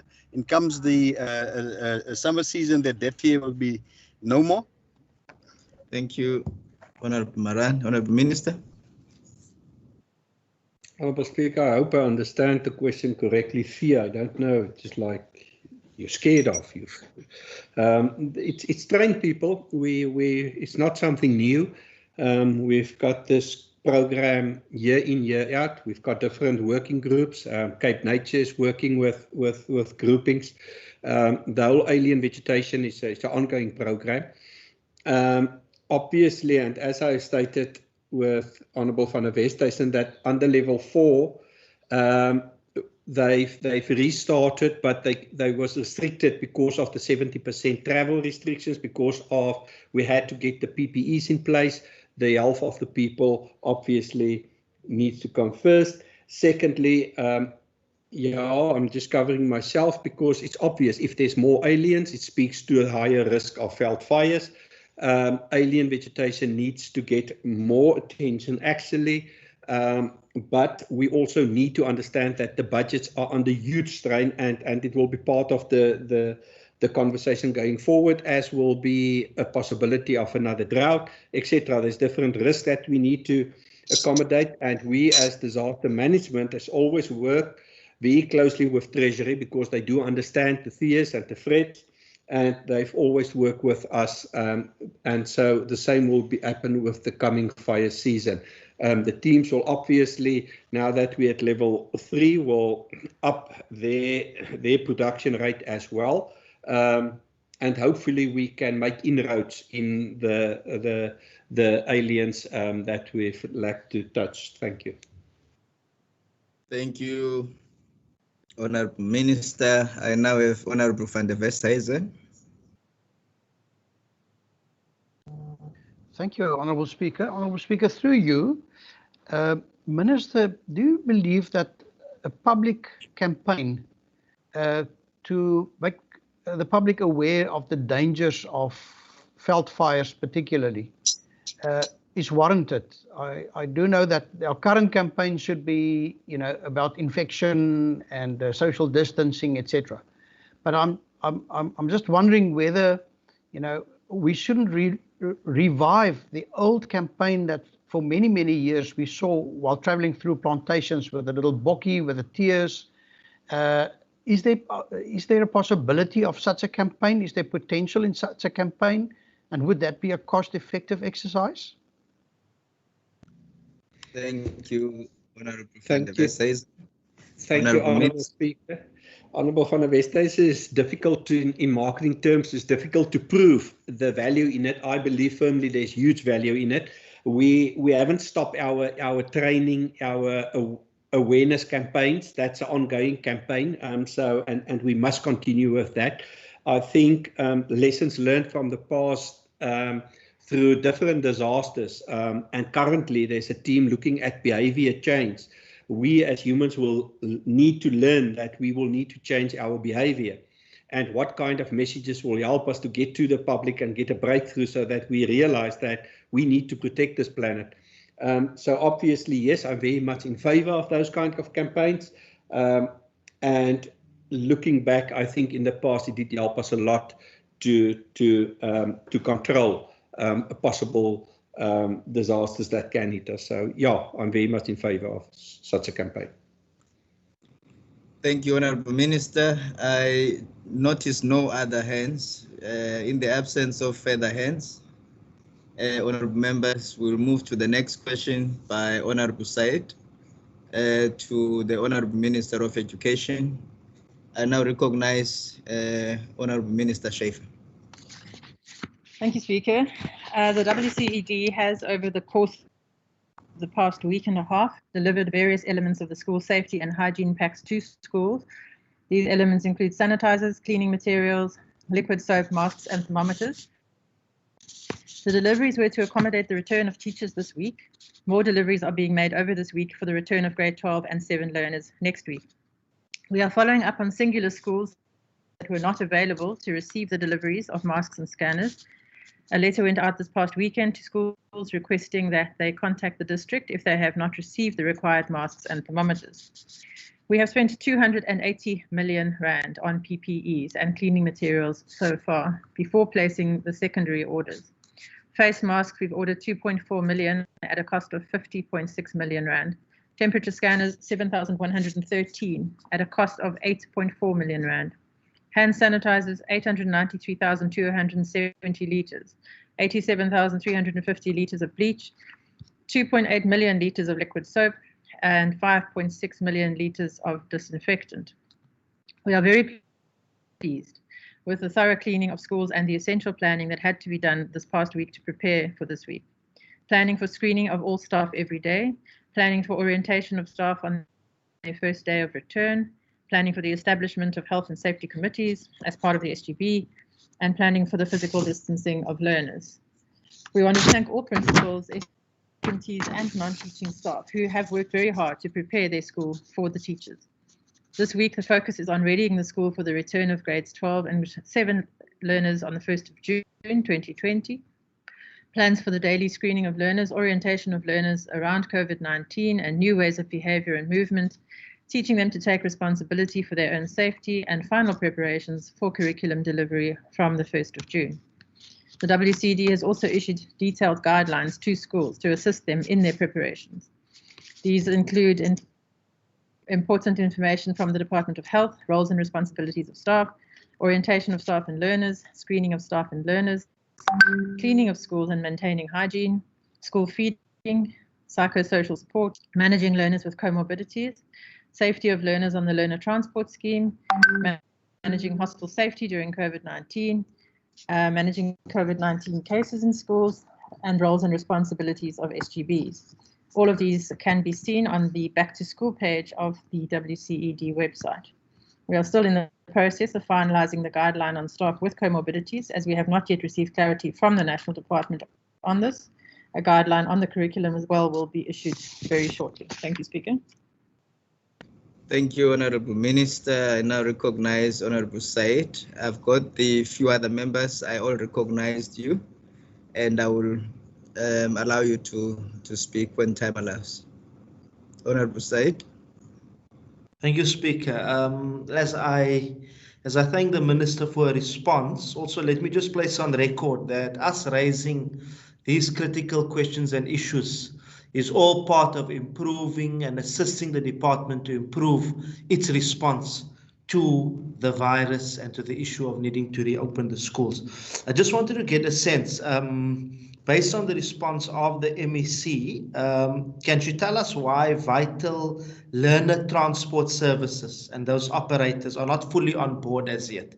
Why those engagements have not yet taken place? Because after 2 months of shelter time with the COVID pandemic, these service providers need to be on the same page with the new rules for moving children, for example. Also, how does the MEC explain the fact that many teachers have now contracted this virus and at least one educator has fallen victim? Does this not, in a sense, demand a bit of a rethink, particularly with regards to the monitoring of the implementation of the partial plan that we've been getting and that we've been receiving? Because clearly parents and guardians are now living in fear, and we can't blame them. Does the limited supply of last-minute delivery protection and sanitation material, and where schools, including poor schools, have to supply the rest, not place our teachers and learners at risk? What is being done to ensure that the poorer schools, those in the poorer areas, that are unable to necessarily fully comply and don't have the necessary resources, what's being done to assist them? Thank you, Honourable Said. Honourable Minister. Thanks, Speaker, and thank you, Honourable Said. I appreciate any assistance in trying to improve our department. Sometimes it's just the way the questions are raised that becomes an issue. While the transport issue is a problem, is because the transport service providers, particularly the smaller ones, are raising concerns because of the fact that they are losing income now because they haven't been transporting learners for a while, and they are not accepting the responsibility to ensure that their own transport is sanitized, and think that the department must provide them with sanitation equipment and fluid, which we don't believe is our responsibility. Having said that, there are ongoing discussions with them. Yesterday there were some, and I believe today there's some more. I haven't had a latest update. I think they may still be continuing, but it obviously is a source of concern for us, and we are trying to resolve it as quickly as possible. The fact that we have to also go back in a phased manner means that they will not necessarily have a full load of learners, and they get paid per learner. So that's another issue that is being discussed at the moment, and to try and find a solution that is acceptable to both parties. As far as teachers who've contracted the virus, the teachers who contracted the virus did not get the virus at school. They got it in the communities. So to try and link that to coming back to school, I think is creating the incorrect impression. Much as we obviously are sympathetic to them and their families, people who have got it, it certainly wasn't from school. And yesterday we in fact had a case in one of our schools where a teacher arrived. She was screened at school. She reported having a cough. She was not allowed to enter the school premises, and she was actually quite upset about that. She was then sent for a test and tested positive. So by implementing our processes, we in fact prevented her from getting into the school and infecting other teachers. And that would also apply to learners. So I would say, no, it doesn't affect our plan, because the reality is we all know that the infection rate is increasing, and we aren't going to stop people getting COVID in communities. And obviously that's going to also impact on schools. But the fact that we have those processes in place in schools, I believe, is actually a very good measures to protect our learners and our teachers. As far as the supplies, I don't, the comments like last minute supplies, we didn't have a long time to order these things. And when you're ordering the kinds of volumes that we are ordering, as I've mentioned earlier, it's quite a logistical exercise. And I think we've done extremely well. We did focus initially on the metro areas because we have more schools in those areas. So the more rural areas were getting their stuff delivered still this week, but I have been informed that they are getting their stuff. Just today I was told, in fact, that a school that didn't have yesterday has now received it. We also do need to remember that every single school does get norms and standards funding, so they all have some cleaning materials at their school. But we have the vast majority of all our schools have received additional bleach and sanitizers, as well as all the masks that they need for their teachers and their learners that are coming back next week. Thank you. Thank you, Honourable Minister.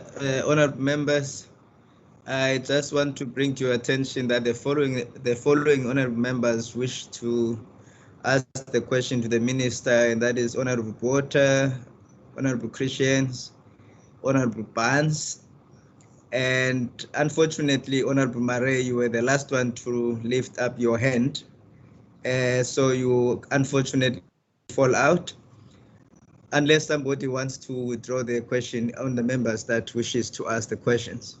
So the first now is the Honourable Botha. Thank you very much, Speaker. Through you, Minister, you have alluded to the screening, and according to you, WCED and DBE, every learner and staff member must be screened before entering the school premise. What does screening involve, and do you have to be a health professional to do the screening in terms of learners and teachers? May I go ahead, Speaker? Honourable Member, Honourable Minister. Thank you very much, and thank you, Honourable Botha. Yes, that is an important question. It has raised some concerns among some of our members. It's actually a very simple process. It involves asking a short list of, I think it's 5 questions that need to be asked. Do you have a cough? Do you have a fever? Do you have shortness of breath? Do you have a sore throat? And within the last 14 days, have you had any direct contact with a person who has been confirmed to have coronavirus? And then, of course, we are asking them to also use the infrared temperature scanner, which is a non-contact scanner, to ensure that people haven't got raised temperatures. Of course, this is going to help in schools because we can then see from day to day what people's temperatures are, and we'll be able to pick up any variations in that. It doesn't involve being a health worker. I've been to a few schools this week already and last week where different people in the school were assisting. One SGB was assisting, one a security guard was assisting, and some teachers are also assisting. So as long as they are properly trained as to what to do and how to keep it, it's not complicated. And it really is much easier to limit the number of people who come onto school premises to try and ensure that we don't have extra people on the premises who could bring in additional risk. Thank you, Speaker. Thank you, Honourable Minister. I now recognize Honourable Barnes. In fact, Honourable Christians and then Honourable Barnes. Thank you, Speaker. Thank you.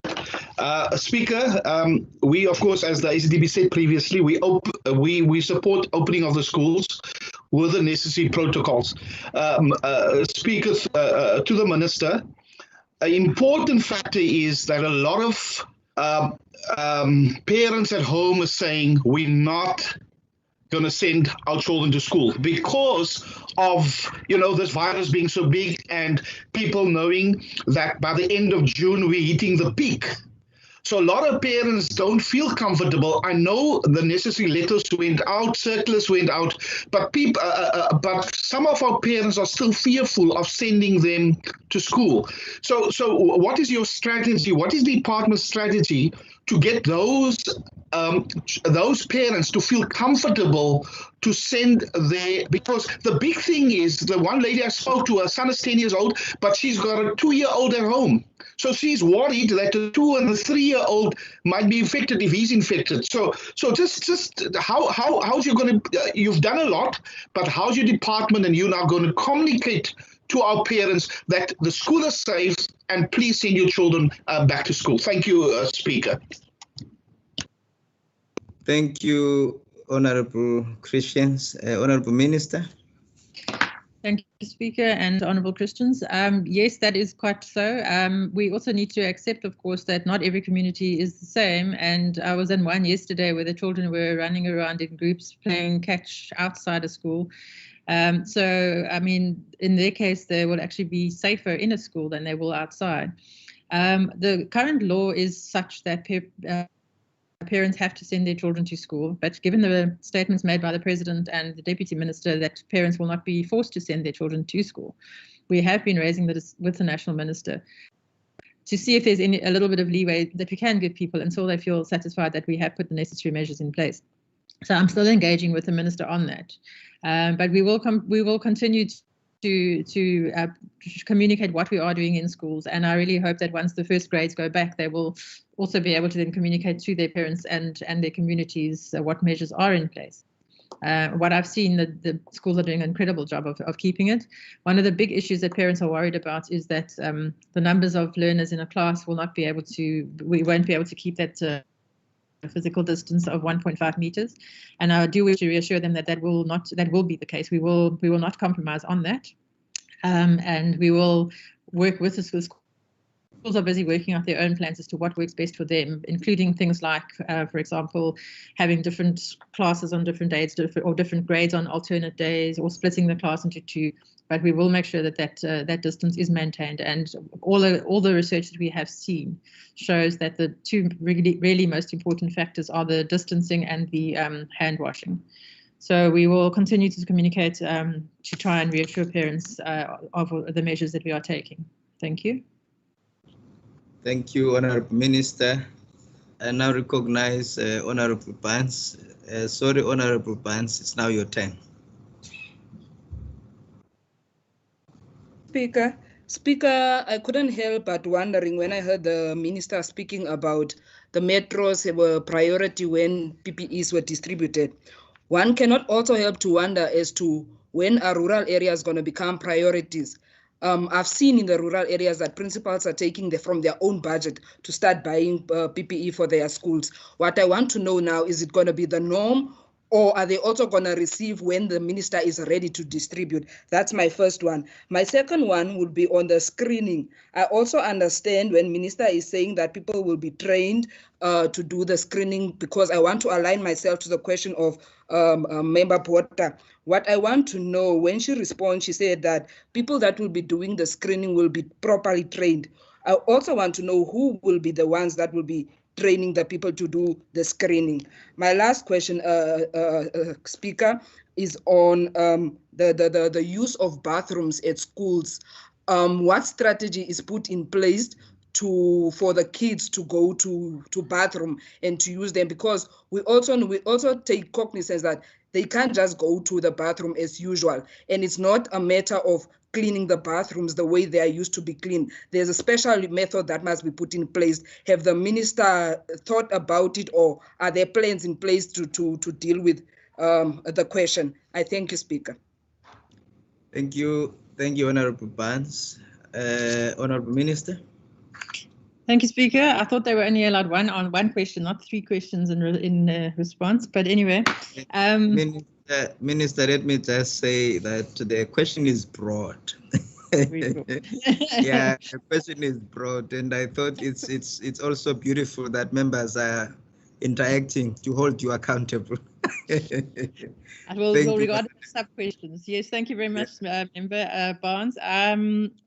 They were prioritized in the sense of they were because they are closer together. It was easier to go to all of them first by the distributor. It doesn't mean that they are more important. It was just a logistical issue. As I said, by this week, all the schools in the rural areas too will have the relevant equipment and PPEs.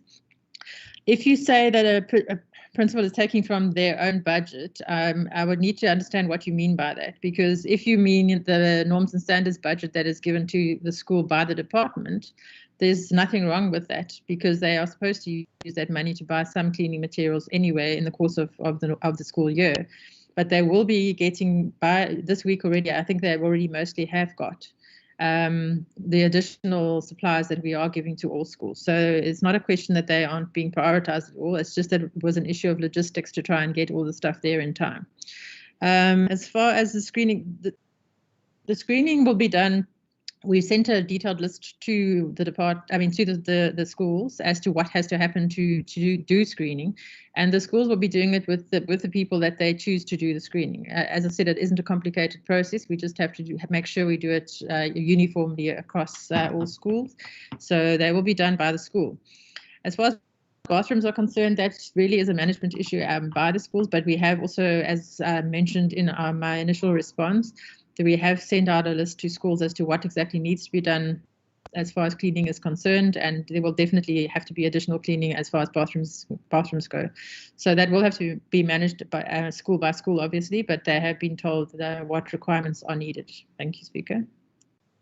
Thank you, Honourable Minister. That concludes questions to yourself on this specific one. And now I will move to Honourable Minister Matikizela, and the question is asked by Honourable Mvimbi. I recognize the Honourable Minister of Transport and Public Works. Thank you very much. Thank you very much, Speaker, and thank you very much to Member Mvimbi for the question. When the National State of Disaster was announced, with the introduction of disaster management regulations and directions, the Directorate Traffic Law Enforcement was required to adjust its normal operational mandates, directives, and deployment approach. As part of the mandate, the services were clustered under the Emergency Personnel of Security Services, with South African Police Service as the lead to effectively render the enforcement approach. As part of our planned joint operations with all applicable law enforcement role players, we are providing required resources to aid fix 24/7 major inter-provincial roadblocks to ensure compliance in terms of the Disaster Management Act and regulations. And also, as part of the tactical deployment, we have an additional 9 secondary vehicle checkpoints, which are located at strategic points to achieve the desired objectives of the prevention of the movement of people who are not permitted to do so other than according to what is prescribed in the regulations. I thank you.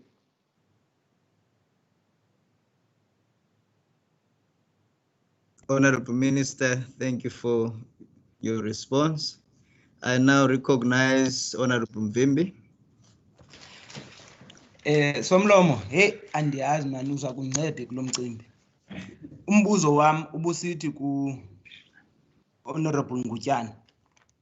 What measures his department put in place to prevent the spread of COVID-19 by people traveling from Western Cape to other provinces? Kumbuzo wami lo ebendimbuza wona. Now, kokwesibini ke phofu njalo qho xa ndibuza umbuzo kuyo imibuzo andiv. Oh, okay, sorry. Sorry, my apologies. I'll try and my apologies. Otherwise, I'll start speaking Afrikaans. Point of order, Speaker. Oh, sorry, my apologies, honourable members. Thank you, Honourable members. The Honorable Okay, member. no, I speak English. I speak English, Speaker. Fine. Honorable Member Mvimbi, I just need to deal with a particular matter right now.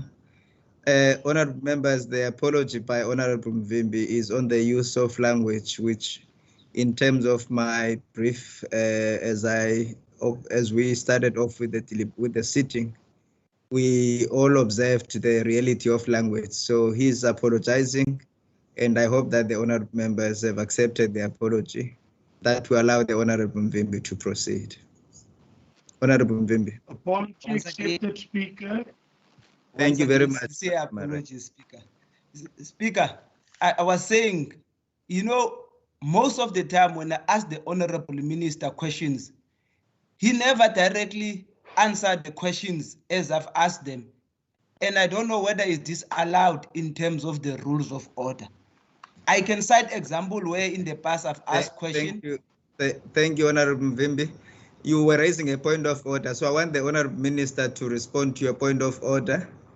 There's other opportunities for follow-ups, and I will give you the first follow-up after this one. Because we have to follow the rules. Your point of order has been recorded, Honorable Minister. What is the point of order, Speaker? All right. Honorable Mvimbi, you hear the Honorable Minister, he doesn't hear your point of order. And in light of that, I'm going to request that you repeat your point of order to the Minister.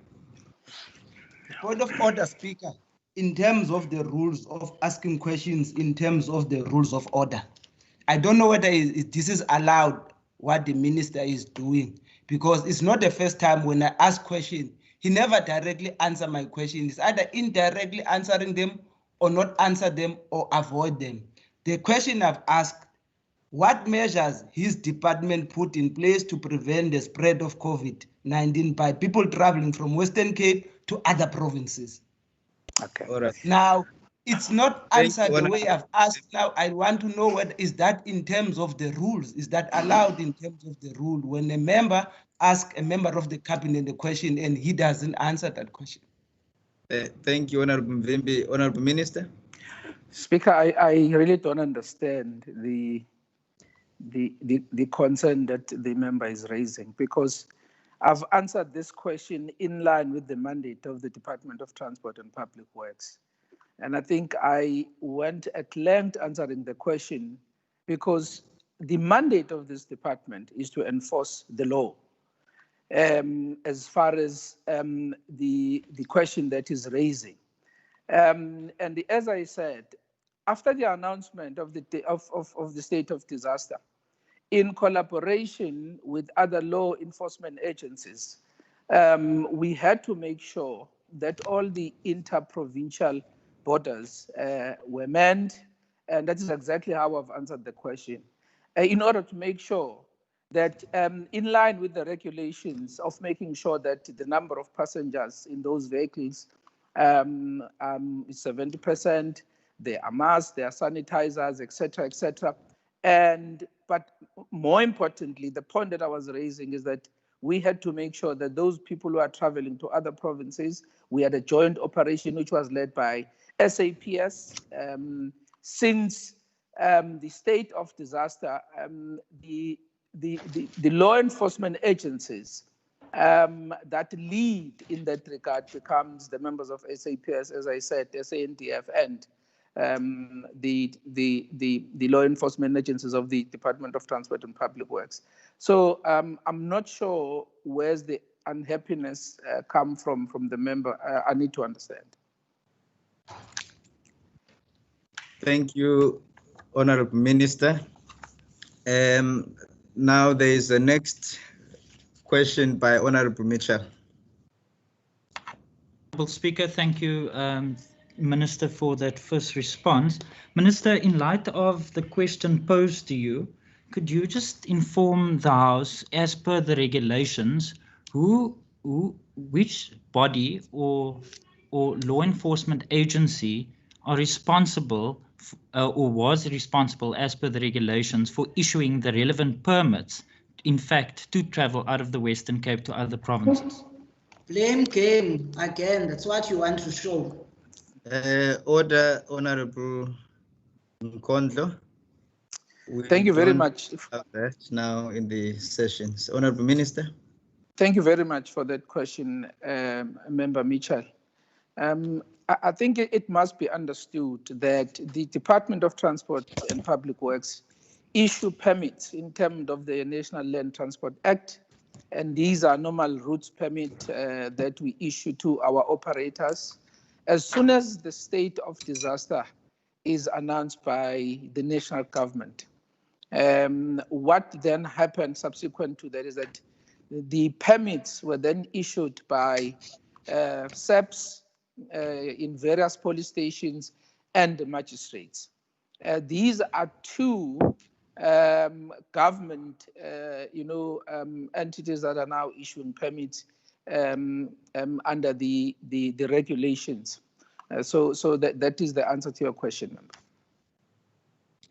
Thank you, Honorable Minister. Honorable Kama.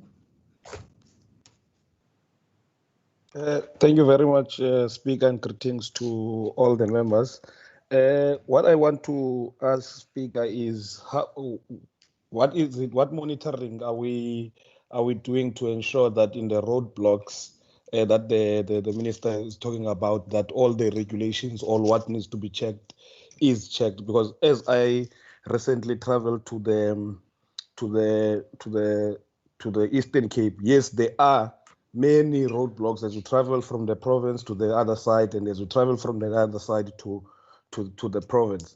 But what I've realized is that you don't get to be checked or asked the same as you go to roadblock to the other. Like you would have a screening in others, but in others you don't get screened. In others you get searched. In others you don't get searched. In others they ask permits for the people you are traveling with. In others they do not even require that. Thanks, Speaker. Thank you very much.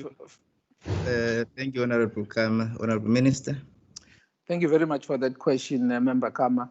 The law enforcement agencies under the National Disaster regulations currently is that they deploy members. I mean, there are three departments that are participating on that. It's Department of Defense, it's SAPS, and of course our traffic officers. They focus on different areas depending on the nature of the transgressions in those particular areas. And then they decide as to what should be the focus in terms of the roadblock in that particular area. But more importantly, the issue of permits is a must, because as you know, that people can only travel under very strict conditions. If you are traveling from one city to another, you must produce permit. If you are traveling from one province to another, you must produce permit that clearly indicates that your permit is in line with the conditions under which you are traveling. So I must also agree with Member Kama that this concern was raised with me, that there seem to be different understanding of what the law enforcement agencies on the ground should be checking. And I think in our joint operations, we discuss those concerns that people are raising, as Member Kama said. But the main thing that needs to be checked is, one, is whether people have the necessary permit. Two, is whether the vehicles that are traveling with meet the requirements in terms of the number of people that must be there. And so those are two main things. And of course, the regulation clearly stipulate now that everyone who's inside that vehicle must wear a mask. And of course, the issue of social distancing is addressed in the number of people who must be in that vehicle. Thank you, Honorable Minister. The next member is Honorable Maran. I recognize you, Honorable Member. Thanks, Honorable Speaker. Speaker, I just want to check with the Minister. I've seen a press release on the 4th of May from the Minister of Agriculture. And it basically speaks about the transportation of seasonal workers from the Western Cape to other provinces. Now, besides the masks and sanitation, workers need to have with them the employment contract, UI-19 forms, and some. I just wanted to check specifically on those two issues: the UI-19 form and the employment contracts. Who was responsible to make sure that those documentation is with those workers when they travel from the Western Cape to other provinces? Thanks. Thank you, Honorable Maran. The Honorable Minister. It's the employers, Speaker, who must make sure that particularly with regard to the workers, in fact, any worker, whether he's a farm worker, who is traveling for the purposes of work, it is the responsibility of the employer to issue that kind of permit. Thank you, Honorable Minister. Maybe let me rephrase, Speaker. The question. And phrase now, because you've been given a chance, you've asked the question, and the Minister has responded. Do you think the Minister did not hear your question, Honorable Member? It might be, Speaker. Because we all know the employer is responsible for the employment contract and the UI-19. I was asking in terms of when a Honorable Speaker, on a point of order. Point of order has been received. Honorable Mitchell. Honorable Speaker, what's your point it cannot be. My point of order is it cannot be that a member has posed a question to a member of the executive, they have been answered, they do not like the answer, and then get another opportunity to pose a question to a format that suits them. I just think it cannot be. Speaker, point of order, Speaker. Members, Speaker, that's to do with order. I've not recognized anyone. I've not recognized anyone. Honorable Mitchell has raised a point of order, correctly so. On the question of members having asked the question, the response being given by the member of the executive and member having not liked the question or the response there to the question, then wants to raise the same question differently. And I think that is what the Honorable Mitchell is asking. But on the question that Honorable Maran is rising on, he was rising on a point of order to state what his question is. And there's nothing wrong with that in terms of the rules, so that the Honorable Minister does not go without having heard the question. He's not asking a different question, he's just clarifying his question. And may we please allow Honorable Maran to do so that the Honorable Minister can respond. Honorable Maran.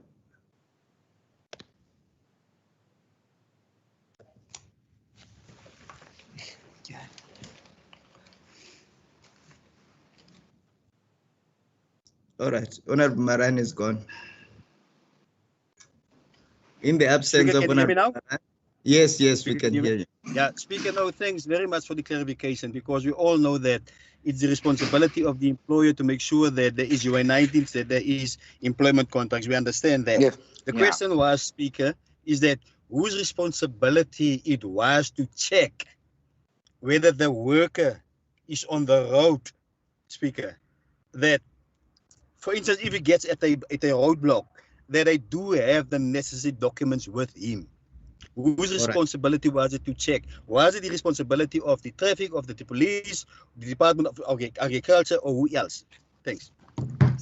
Thank you, Honorable Maran. Honorable Minister. Well, a simple answer is it is the responsibility of that joint operation that I spoke about, Speaker. All those 3 departments representatives in these joint operations, your traffic officer, your SAPS, and your SANDF. So that is the responsibility of that joint operation to ensure that people have the necessary document to be on the road. Thank you, Honorable Minister. That concludes the questions to the minister on this specific question. Are there, I see some hands there. Is that a point of order, Honorable the Chief Whip of the Opposition?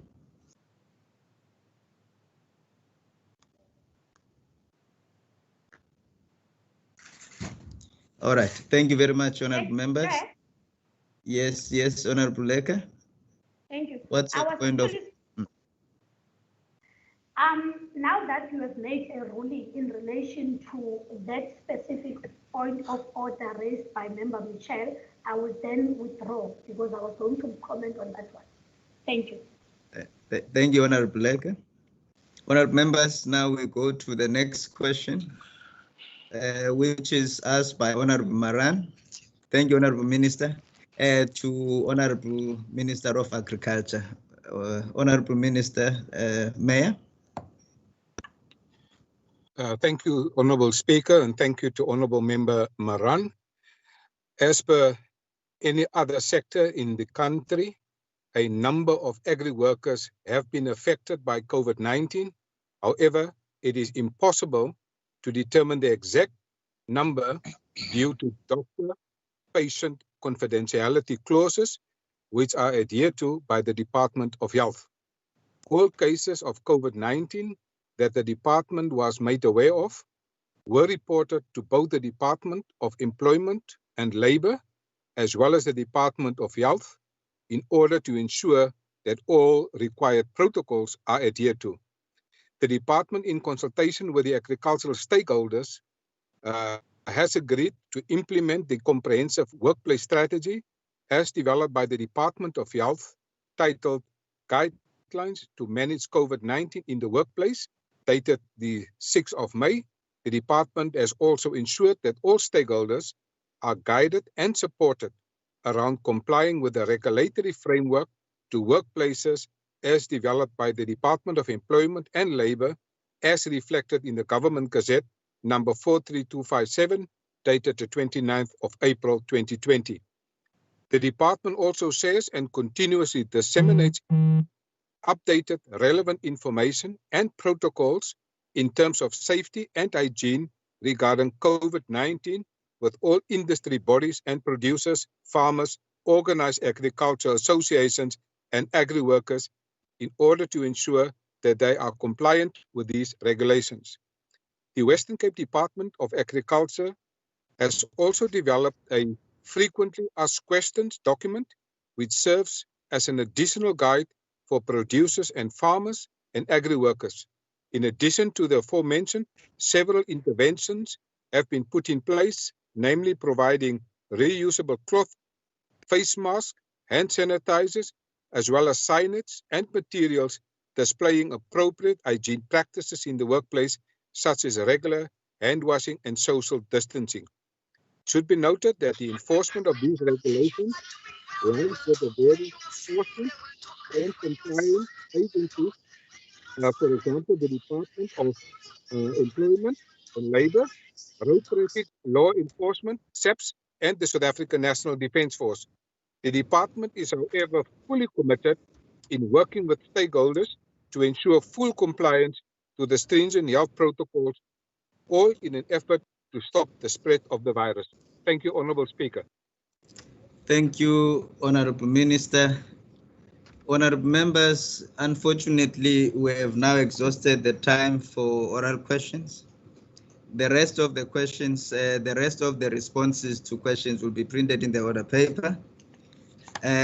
With that, I will then move to the questions to the Premier without notice. And the first question to the Premier is by Honourable Mvimbi. Honourable Premier, are you on board? Yes, I can see you. I now recognize Honourable Mvimbi. Thank you very much, Honourable Speaker. The plight and the occurrence of the coronavirus and COVID-19 pandemic in the Western Cape has reconfirmed the well-known reality of the huge gap between the rich and the poor, the huge gap between the haves and the have-not. It has further exposed the huge socio-economic inequalities in the province of the Western Cape. And of course, during the lockdown period of level 5 and now level 4, we have seen and witnessed long queues of people queuing for food and food parcel as well as soup kitchen, Honorable Speaker, mainly in the poor areas. We have also witnessed long queues of public transport vehicle in the form of minibus taxis crossing the borders of this province to and from other provinces. However, in the midst of all this, the problem and challenge, in the midst of all these problems and challenges, the Premier and some cabinet members of the province have been calling and advocating the province to go into level 3 of the lockdown. And this gives an impression that the provincial government has a plan and solution to the socio-economic problems that have been mentioned above. So I would just like to ask then, what plans and solution does the provincial government have to deal with these socio-economic problems of the province during the level 3 of the lockdown, especially with reference to public transport and also the dense spatial planning that we are facing? Thank you, Honorable Mvimbi. I recognize the Honorable Premier. Thank you very much. I think specifically the socio-economic problems that the member refers to, the hunger, the plight of specifically those who fall through the middle, the people who are not getting help from SASSA, the people who are battling to get their UIF payment, that socio-economic pandemic or crisis that has been developing over time is the sole reason why we need to have a health response on the one side and in actual fact enable safe and responsible opening up of the economy.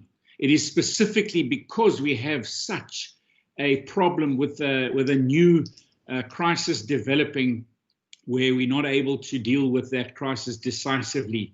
The missing middle, the people who do not or have not got the ability to claim a UIF claim and perhaps are not on a list to get a social grant. Those people are the people that wanted, or that the SASSA claim is supposed to be this 350 Rand food voucher that you're supposed to, or support voucher that you're supposed to get. But of course, we are months into this disaster, and I see the last time, and I heard earlier on in some of the statements and answers in the House, when only 10 people get their payment through as a trial of that 350 Rand. And, this creates an even bigger problem for society in this province. And that's why we've got to find the responsible balance. If this was solely a health response and there was no issue on the other side of the equation, well, you could stay in lockdown much longer. The problem is it's not. We have a disaster declared. We have a big issue for the citizens of our province, making sure that they are kept safe. And of course, that response has been mentioned now in the question that was brought up by the Honourable Member Leader of the Opposition. And I gave a whole lot of answers to that on the hospital response, on the quarantine and isolation response, on the EP, and on the protection of our frontline workers and their protective equipment. It looks to the medicines that are delivered to households of those that are chronic or looking for chronic medicines who normally have to come to our clinics. That has been an outstanding health response. And so far, in excess of 2.5 billion is the projected budget for that health response. The other side of the equation is exactly as the Honourable Member says. It is a disaster that is growing by the day. Hungry people. And I must also use this opportunity then to say, not only to the Department and Treasury and this government for making more money per capita available from a provincial government than any other provincial government in this country, directly for that kind of humanitarian response. But over and above that, the real response has come from the NGO sector, from citizens in this province who have both taken out from their own pockets and to put money on the table, donations, and then of course those real people who stand up every single day and go out there and make sure that those soup kitchens are feeding the hungry, to make sure that we continue. We only, through our education system, have managed to give meals to probably by now 1.5 million meals to our youth or our young people who are not able to get those meals while they're at school. But over and above, it's the NGO sector that have stepped in. And of course, now the next issue is whether those businesses that used to employ people, these could be the subcontractors to the construction industry who perhaps are not paying UIF and can't claim. Those electricians and plumbers, people with small businesses who had great vision for their businesses are now destroyed. The 27,000 SMMEs who we think are now going to no longer exist after this COVID-19 and lockdown processes have had such massive impact on. Those 200,000 jobs already lost, and as we've seen around the world, probably even more. So absolutely do not agree with the initial statement of the member. And my answer to it is that there's an absolute, clear, dedicated response on both sides of this equation, on the health response as well as on the response for humanitarian relief, the response for economic relief. Thank you, Honorable Premier. Honorable Mvimbi. Yes, thank you very much, Honorable Speaker and Honorable Premier. Now, one of the challenges that we are facing during this period, obviously, as I've mentioned, is definitely in the field of public transport, as well as even the densely populated areas that are actually they are open up to the spread of this coronavirus, because it's even going to be difficult to exercise social distances, people that are living in shacks, but more particularly on public transport, because this coronavirus can either be transported by people in the public transport by not exercising social distance, by not having masks. But I just wanted to find out whether, are you aware of claims that the Eastern Cape has seen rise in the COVID-19 cases because of people that travel from the Western Cape, and how did these people leave the province undetected? Thank you, Honorable Mvimbi. Honorable Premier. Thank you very much, Speaker. And obviously, I agree that we have certain regulations in place. I mean, some of the regulations, I think we've really tried hard to change.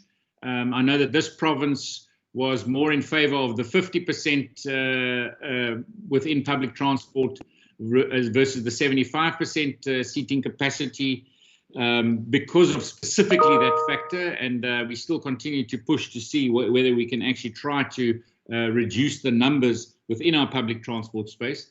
But then the honourable member goes, and maybe also to that, it's also what the president says, what we say. I'm gonna place you all with a song. No, who's that now?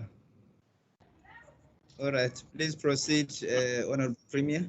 Speaker, that of course this is also about the whole of society. I mean, government has a response.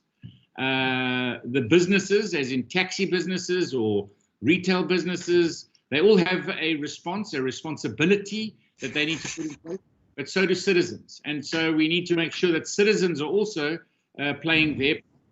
And when a taxi is uploaded, citizens must taxi. We've created a number to do that. We've got to make sure that we deal with these issues, that we get the right behavioral change to slow the spread so that our health response can cope. But the honourable member then moved on to a linkage between the Eastern Cape and the Western Cape, and I think a number of earlier questions to the Honourable Minister of Transport, Minister Madikizela, relating to the same issue. And of course, again, the same answer. If you want to travel between provinces, there are rules and there are regulations. Those rules and regulations mean that you must get a permit.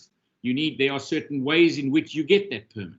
You then also have to be checked in that process. And of course, I know that in the discussion that I had with the Premier of the Eastern Cape, and also our respective ministers, but also our respective commissioners of police, that there are people who don't adhere to the regulations, people that try to bypass them. And that's why the agricultural minister put the protocols in place so that we agreed to those protocols. We at the moment are busy on a second round of protocols that we will be putting together, not only just between the Eastern Cape and the Western Cape, but we've agreed to to submit those protocols to a national level, because in the discussion that we had with the Premier of the Eastern Cape, along with the National Minister of COGTA and the National Minister of Health and the National Minister of Police, was that the Eastern Cape felt that there were spread of the virus coming from people moving between provinces, between the Western Cape and the Eastern Cape, and between Gauteng and the Eastern Cape.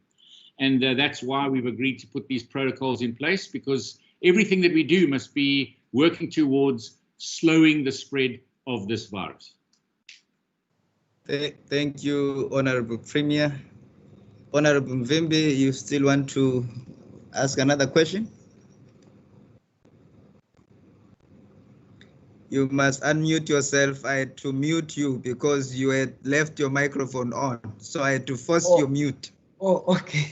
No, yeah, thanks. please come on board. Apologies, please. But of course, I know the Premier might be also subscribing to the notion of herd immunity.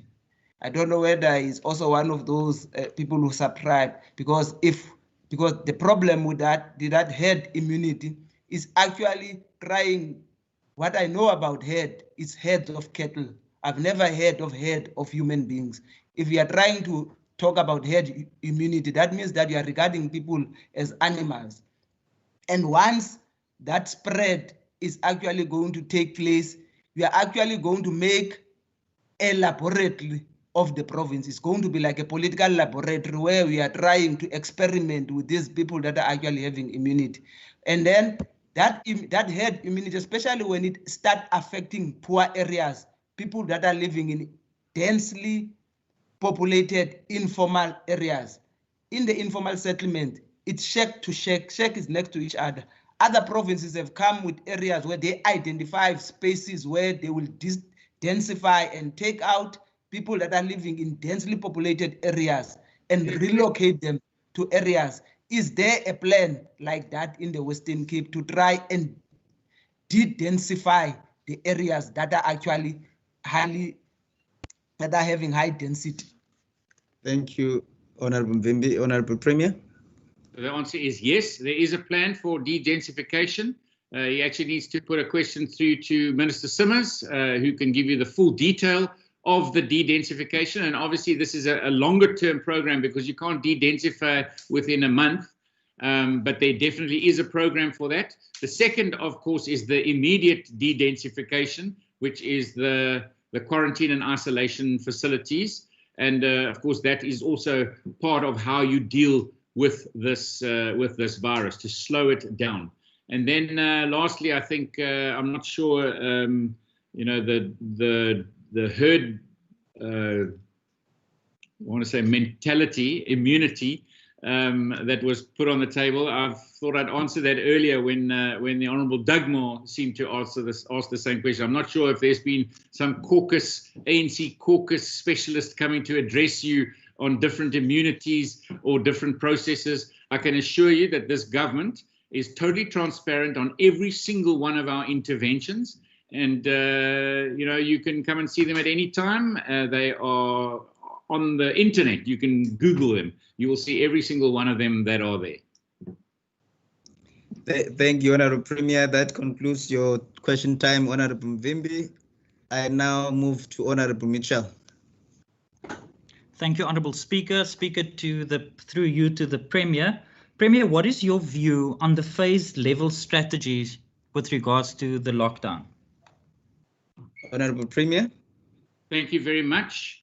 I think, and I mean, I understand the phased level strategies, because it is it's another tool in which to manage the spread of the virus. And of course, as we all know, the lockdown is a tool. The full lockdown is a tool.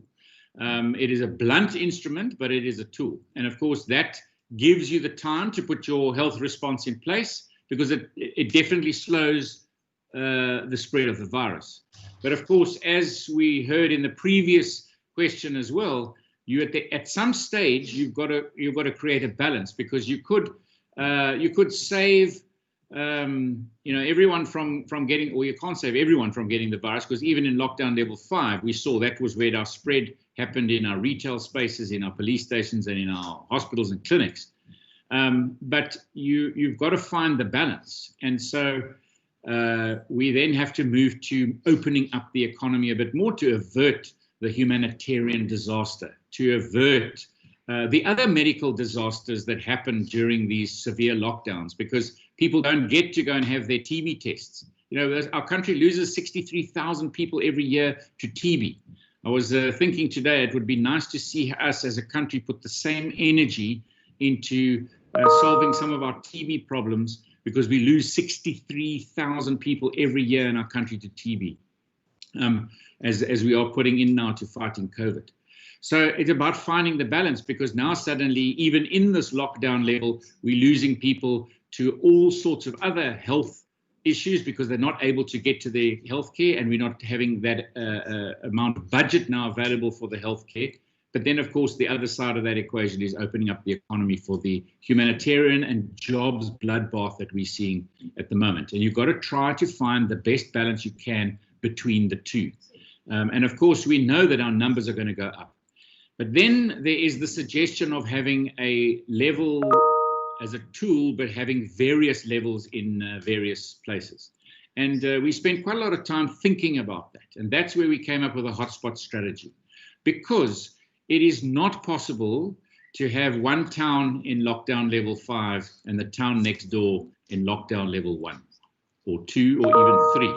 Because you can just imagine if the city or any of our cities, any of our metros were in lockdown level 4 and the rest of the rural areas around the metros become lockdown level 3. Just for the accessibility to alcohol, you would find millions of people moving about, which is actually going to spread the virus even further. You would find businesses desperate to operate in level 3 where they can't in level 4, moving their businesses to another town. You would find people looking at ways in which to save their livelihoods, their businesses and their families, and not from COVID, but from hunger and starvation. So that's why we came up with a hotspot model, and I really do applaud the president for announcing that we as a country go to level 3. But of course, exactly as he said, I say exactly the same. We've got to go to a level 3 because of the reasons of not causing different levels to create migration and movement of people in a more exacerbated way than we do see at the moment, but doing it in a responsible way where every citizen has to play a role in making sure that they're keeping their social distancing, masks, hygiene, and of course businesses, everybody, public transport, wherever we are, we've got to make sure we're playing that role in enabling this, or in making sure that the virus spreads slowly enough that our health response can cope. Thank you, Honourable Premier. Honourable Mitchell, do you have a follow-up question? I do, Speaker. Thank you very much. Thank you, Premier. Thank you, Premier, for that, for the answer. Premier, in the President's most recent address to the nation, he referred to the Cape Winelands, the West Coast, and the Overberg district municipalities as hotspot areas. And even though these municipalities make up 5%, 1%, and 0.5% respectively of all the COVID-19 cases in the Western Cape, Premier, can you explain how these municipalities were identified as hotspot areas? Thank you, Honourable Mitchell. Honourable Premier. Thank you, Speaker. So what was being used is a number of cases per 100,000, and then looking at the growth of the cases over time. And this again, I mean, we could spend a long time deciding whether this is the right way to do it or not. What I do know is using that as a uniform formula going forward as other parts of our country and other parts of our province start to also gain more infections and move towards their peak. Because remember, every single one of our provinces, our country, is going to grow the infections to a time when it peaks. Today, we've just had a presentation from the MASHA modelers. This is the team that advises the national government on the national model. We've also had the Actuarial Society advising us on our model, and we make public the results of those further 2 models to the model that we existingly use as an update mechanism. And quite frankly, if we're going to use the same data on declaring what a hotspot is going to be, it's also going to be one of those very interesting cases where hotspots are going to be all over the place. But I think the opportunity that we have in the Western Cape now is with the agreement that we go all to level 3, but we have this focused hotspot plan. And in each of these hotspots, there's responsible HODs with a plan to make sure that we slow down the virus in those hotspots. We understand what is driving the spread of the virus. If it's a sector or an industry, or it's transport, or whatever it is, that we find mechanisms with society and those businesses to just keep it under control or under check, so that we don't go way above that graph, which is going to increase at the moment, doubling every 8 days.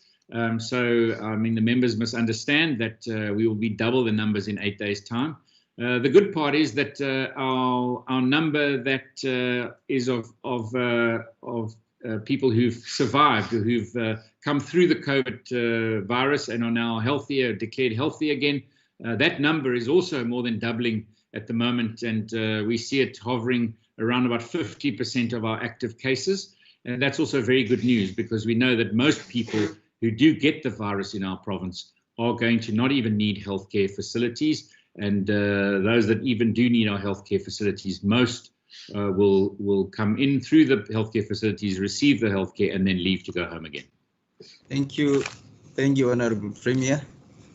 The time to the questions without notice to the Premier has expired, and thank you very much, Honourable Premier. We are now off the hook. Thank you. Thank you. Honourable members, we now go to member statements. I now recognize the Democratic Alliance.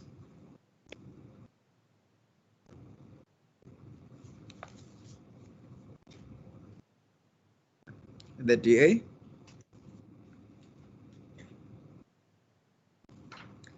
All right, let's move. Speaker? Yebo, ma'am. Thank you very much. I'll take the slot, but I know that I was at the back. Of Member Mackenzie's here. Whom I do was you muted, recognize? sorry about that, Speaker. All right, Speaker, can I honourable proceed? members, order, honourable members, I have you, Honourable Mackenzie. Okay. Thanks, Honourable Maseko. I will now recognize Honourable Mackenzie. Thank you, Speaker. Speaker, 2 months ago into lockdown, and life in South Africa continues to deteriorate both economically and morally as a result of poor leadership. A lack of regard for domestic principles and values, and the sheer failure of national government to take national decisions in the interest of all South Africans.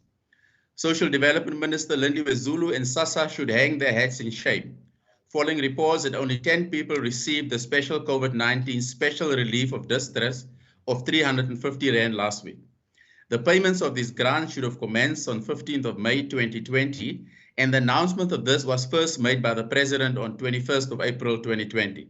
This is an absolute disgrace that SASSA failed to vet and approve applications within a month, while having full knowledge of the scale of desperation and hunger currently haunting millions of South Africans during this time. Both the National Department of Social Development and SASSA ought to be bastions of social security and relief. However, they continue to fail dismally in carrying out their legislative duty. First, the ANC tried to prevent NGOs from carrying out food distribution programs, and now they're making it difficult for people to access distress grants. No amount of political spin will justify this act of cruelty. Minister Lindiwe Zulu must take full responsibility for this pure showing and answer to the people of South Africa. I thank you.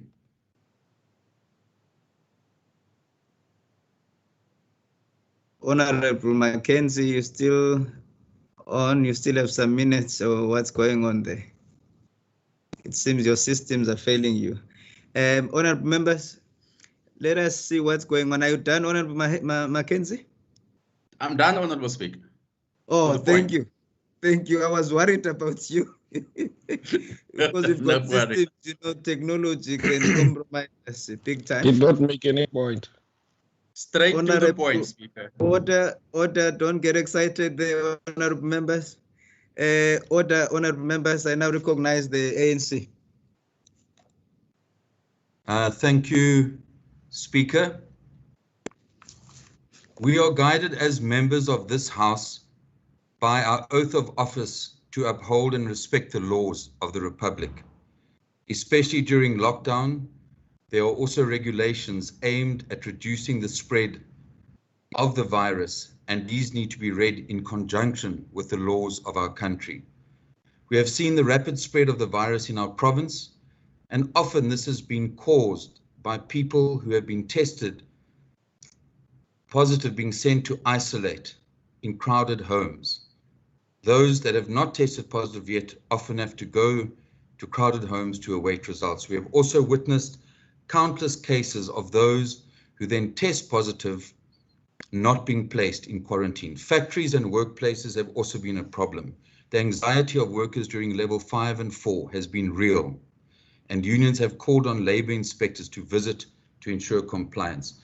In one such instance, Speaker, the Deputy Speaker of this House is alleged to have blocked a labour inspector from visiting a Maitland factory.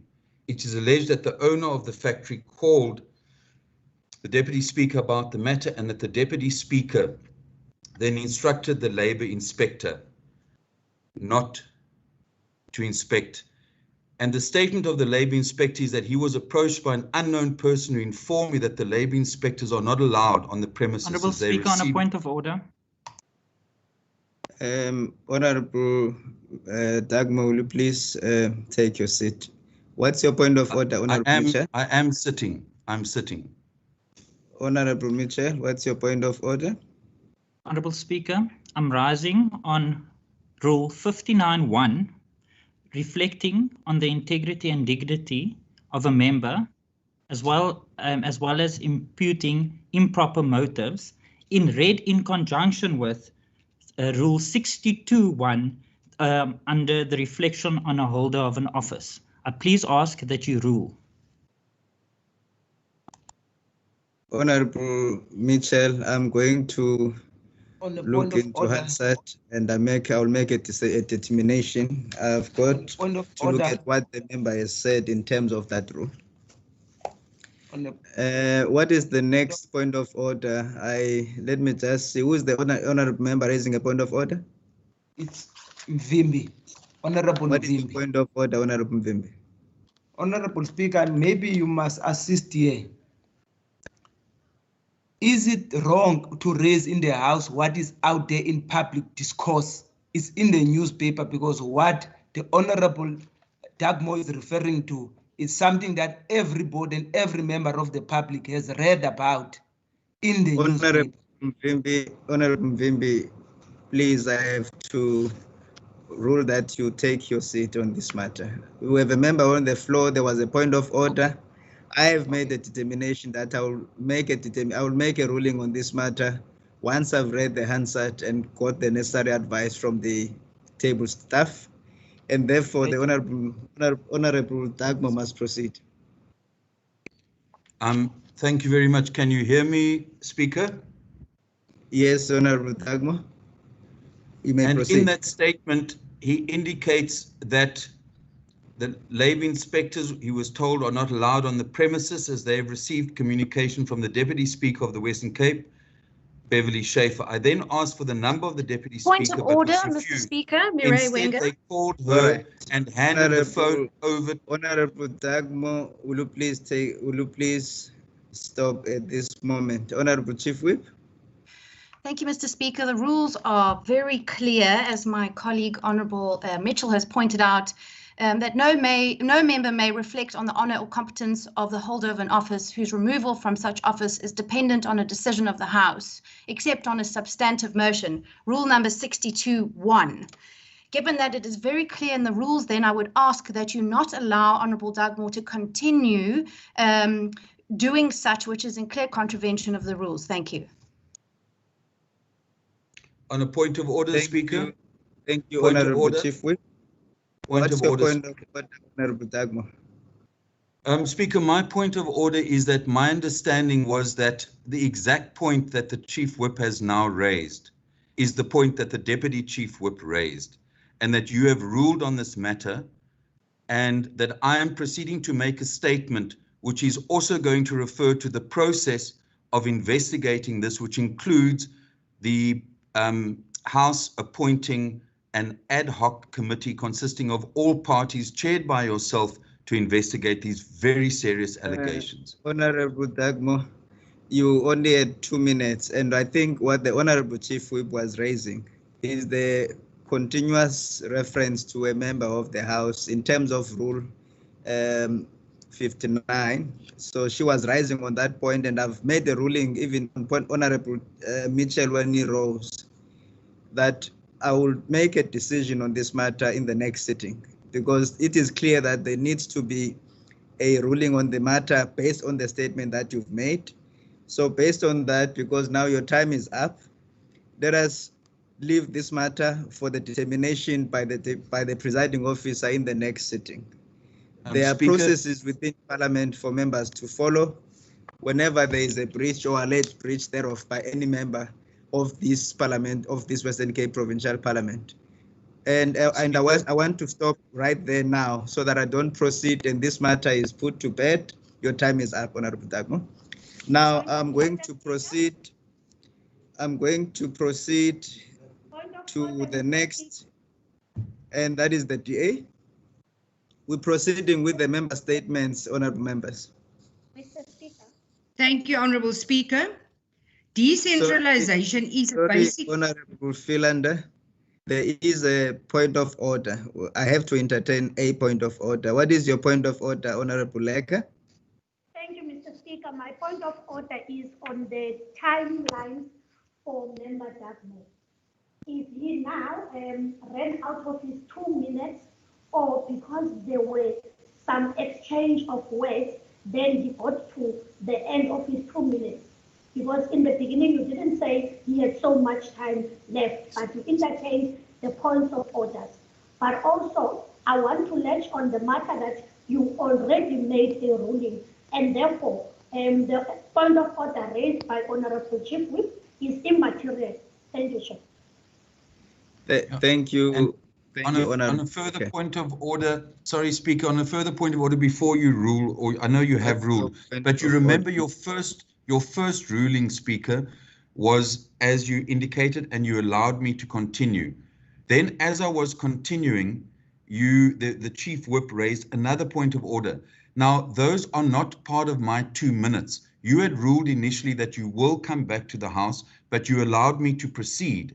So now you've made another ruling, which effectively says that I cannot proceed because 2 minutes have passed. But if you ask the table, I'm sure they will indicate to you that I've used about 60 seconds of my actual statement, Speaker. Thank you, Honorable Dagmo. Fortunately, I'm in touch with my table staff constantly on the WhatsApp group, which I created for this purpose. The first time I stopped you was 30 seconds left on your time. So I paused the clock, and then I proceeded.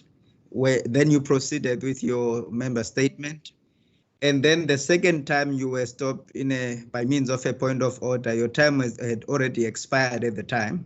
But I had to entertain the point of orders which were raised in light of the matter on the table. And that was, in any case, the determination based on the time, not because your time was taken away from you. So Speaker, that is the ruling. Yeah. Okay, sir. Speaker, I respect that ruling, but can I ask you, if a criminal charge has been laid against the Deputy Speaker in the police station that is already there, that's a matter of record. Honorable Dagmo, there are processes. You've been here, you're a seasoned politician.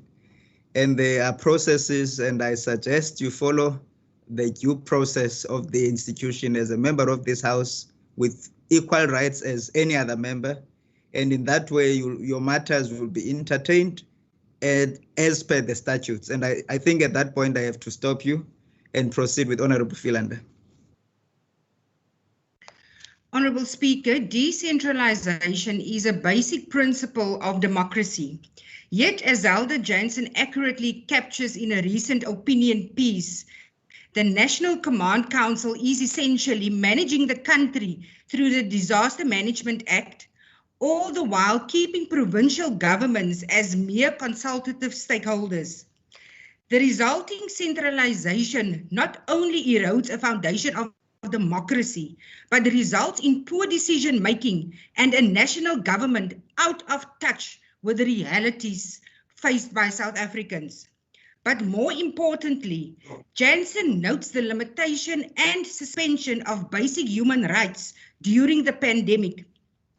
This erosion of our freedoms is all the more devastating since these liberties came at a very high cost for our country.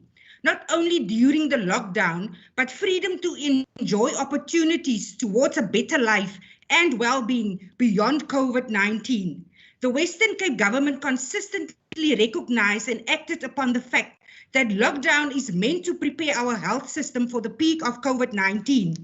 After the hard lockdown, Premier Windi announced a hotspot plan, a comprehensive set of 6 pillars to strengthen the health system, the economy, safety, fraternity, human settlements, transport, and development plans. Responses further includes the Department of Social Development's reintegration of survivors into society and specific protocols for the reopening of schools.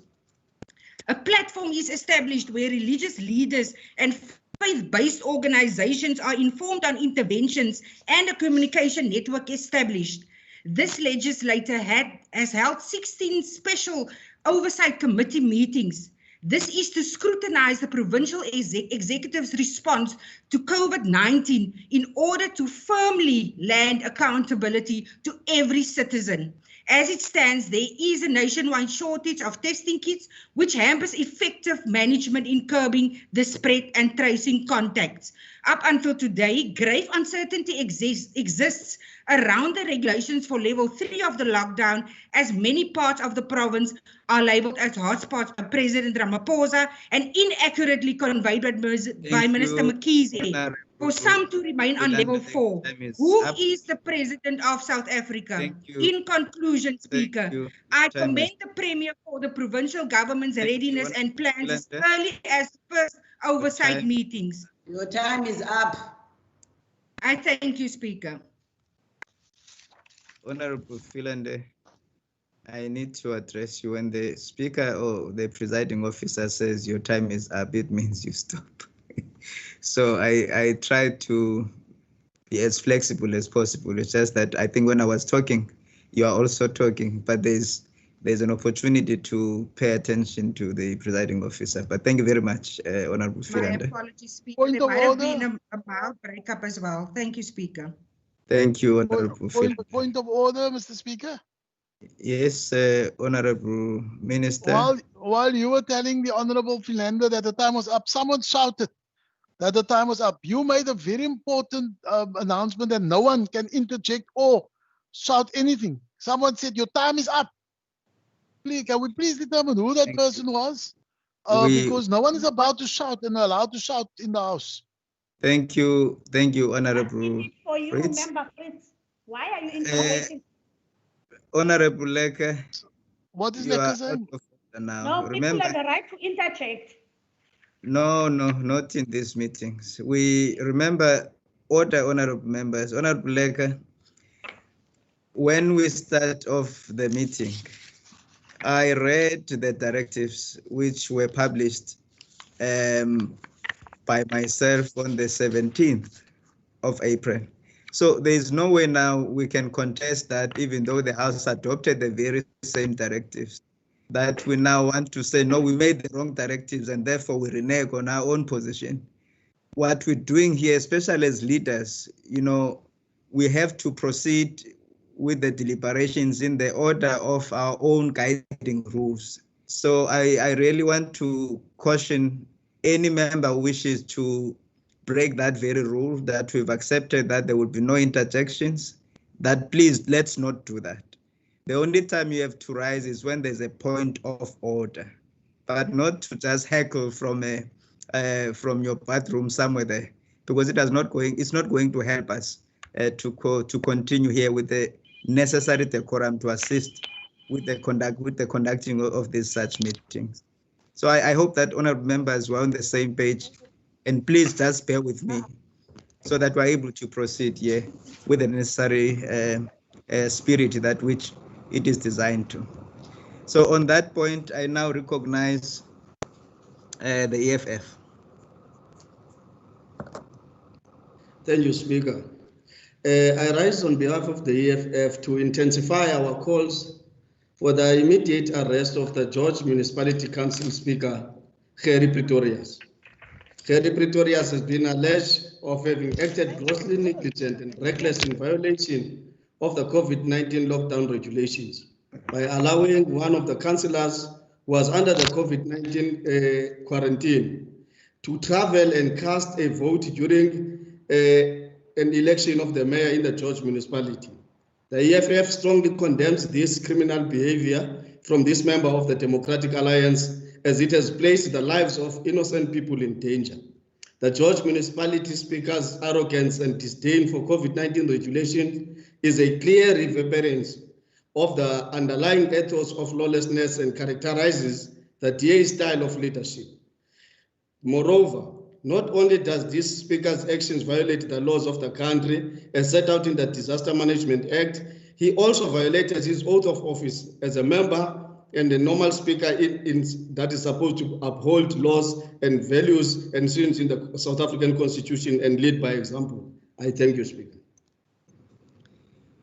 Thank you, Honorable Pego.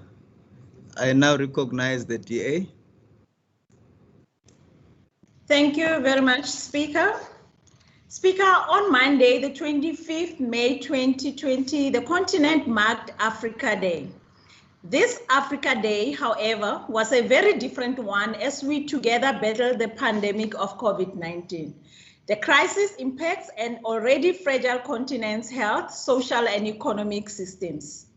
Africa Day is intended to celebrate and acknowledge the successes of the organizations of African Unity, now the AU, from its creation in May 25, 1963, in the fight against colonialism and apartheid, as well as the progress that Africa has made in its diversity. How does the South African government match up to these ideals? Speaker, in the midst of a crisis, the ANC-led national government still seeks to divide us on the basis of race. This pandemic is not a crisis that only affects certain people. The whole country battles the pandemic together. The virus does not discriminate, but the ANC government apparently does. The tourism sector is a crucial employer for over 1.5 million South Africans, directly or indirectly. It is an industry that is severely affected with virtually no income generated during the course of lockdown. Yet the National Department of Tourism provides relief during this time on the basis of the color of one's skin. Never mind the fact that the department itself yesterday admitted to National Parliament its disastrous failure to properly plan. Speaker, race-based policies are un-African. Another example is the ANC government's use of BBBEE principles to provide COVID-19 relief funding to SMMEs. While the rest of us are indeed bracing for a time of crisis and unprecedented hardships, national government sees it as a golden opportunity to enforce its offensive race ideology. This is appalling. Speaker, allow me to reiterate, race-based policies are un-African. They do not carry the spirit of Ubuntu and severely harm both the lives and livelihoods of our people. I thank you. Thank you, Honorable Maseko. I then wish to request the Good Party, Honorable Heron. Thank you, Speaker. Speaker, this Western Cape government speaks about a data-driven approach. And so I think it's important that we look at that data. The data shows that the Western Cape traces less than one close contact per COVID-19 patient. In more populated provinces like Gauteng, more than 4 contacts per patient are being traced. The data shows that the Western Cape has reported more than 16,500 cases of COVID-19, but less than 1 in 12 of these infected people have been placed in quarantine or isolation facilities. The province with the highest number of cases reports the lowest contact tracing and the lowest number of people having completed their 14-day quarantine period. Less than 1 in 12 COVID positive people are being placed in isolation or quarantine facilities. The ratio is even lower in Cape Town. Cape Town accounts for more than half of all COVID-19 cases in the country, but just 34 of the people infected here have been placed into quarantine. How can the DA so easily round up innocent homeless people, but leave infectious who have spread the virus across the province to roam about with under their own devices? The record shows that the Premier was concerned about too many people dying in this province, and he said he would resign if he could not solve it.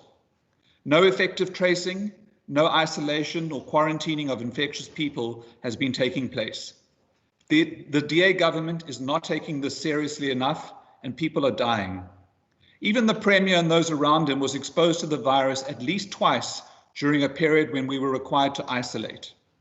The data shows that the Western Cape is responsible for 7 out of every 10 COVID-19 deaths in South Africa. The new regulations just published today declare Cape Town, West Coast, Overberg, and Cape Winelands as hotspots. The data shows we live under threat of additional restrictions unless we change the trajectory. And the data also shows that we're being led to our deaths. Thank you, Speaker. Thank you, Honorable Heron. I now wish to request the ACDP, Honorable Christians. Thank you, Speaker. On behalf of the ACDP in the Western Cape, I want to thank all those leaders and all those Christians who supported the call of my national leader, Reverend Kenneth Meswe, to declare churches as essential service.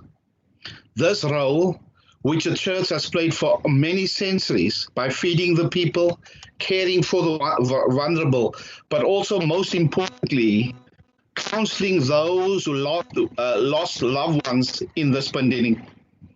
We also want to urge churches that may gather now with a maximum of 50 people from the 1st of June 2020 to observe the necessary protocols. We as the ACDP unashamedly want to give Almighty God all the glory and all the praise. We also want to applaud the President of this country, President Cyril Ramaphosa, for calling a day of prayer for the 31st of May 2020, a National Prayer Day. We are reminded what the Bible says in 2 Chronicles 7:14. If my people who are called by my name will humble themselves and pray and seek my face and turn from their wicked ways, then I will hear from heaven and I will forgive their sin and heal their land. I thank you, Speaker. Amen, Fundis. Thank you for your statement, Honorable Member, Christians. I now recognize the ANC. Member Van Vogel. Speaker, we have a crisis in the province. Can you hear me, Speaker? Yes, Honorable Van Vogel, you may proceed. Thank you, Speaker. Speaker, in the past few weeks, the leadership of the DA took to the media to demand that President opens the economy and move the Western Cape down to alert level 3. With these demands came claims that the province was better prepared and had the best healthcare system in place. This was far from the truth. The Premier and his cabinet colleagues know very well that we have a crisis in the public health care in the province. The province in the COVID-19 epicenter with highest number of confirmed cases, highest death toll, and highest number of hospitalization. At Groote Schuur, which is one of the hospitals running several wards for COVID-19 patients, doctors said that the number of patients is doubling every 5 days, and the hospital will not be able to cope. The doctors believe that there will be an excess of patients needing care even if all existing beds are open. Speaker, over and about this, there is over 1,000 health workers affected by COVID-19. Tygerberg Hospital has the highest number. When there were only a few cases, we raised the matter of Tygerberg with the health authorities. We warned them against allowing facility management to force employees to work under risky and hazardous wards after positive cases are confirmed. Our concerns fell on deaf ears, and now before us, we have a crisis of epic proportions. This is wholly on the Democratic Alliance covered plans to drive herd immunity in the province. I thank you, Speaker.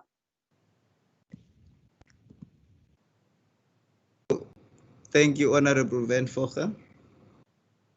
I now recognize the DA.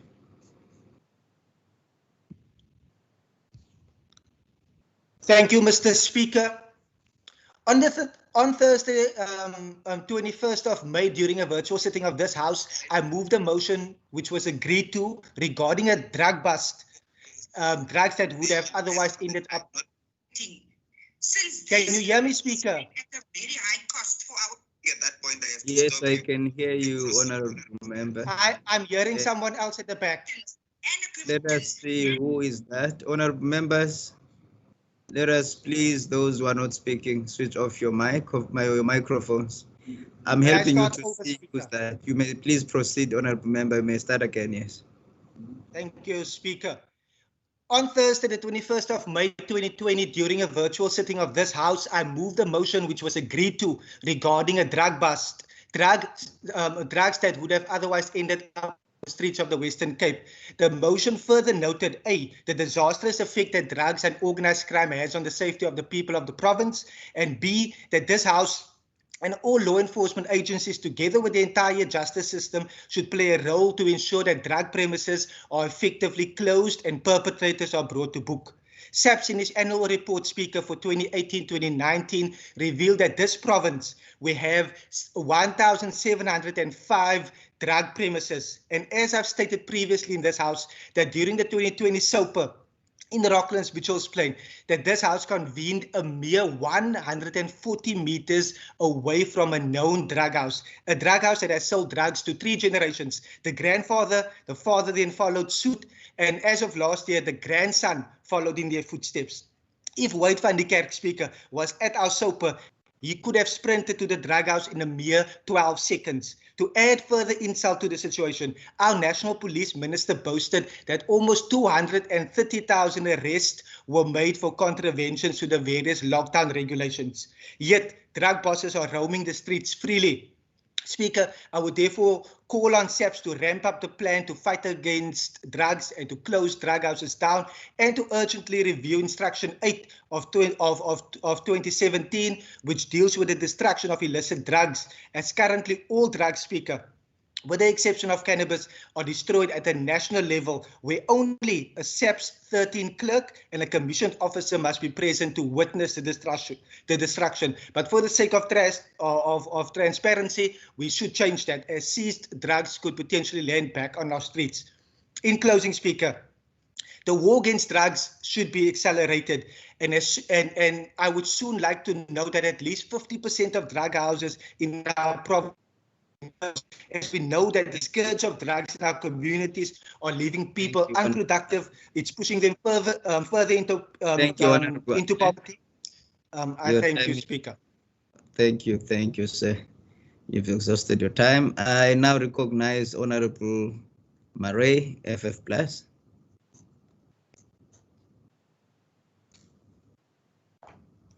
I will pass my time over to a next member who want to make a statement. I don't want to make a statement. Thank you, Honorable Murray. We don't have bonus time at this moment, so we'll freeze it. Thank you. Thank you, Honorable Murray. I now recognize Honorable Brencase Ajama.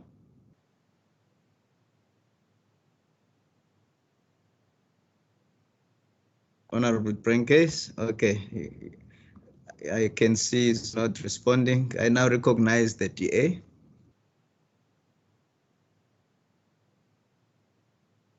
I guess that's it. All right. Thank you, honorable members.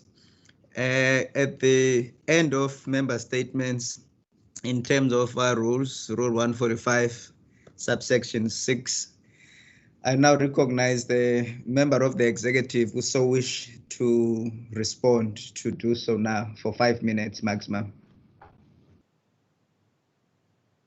Is there an indication from the executive?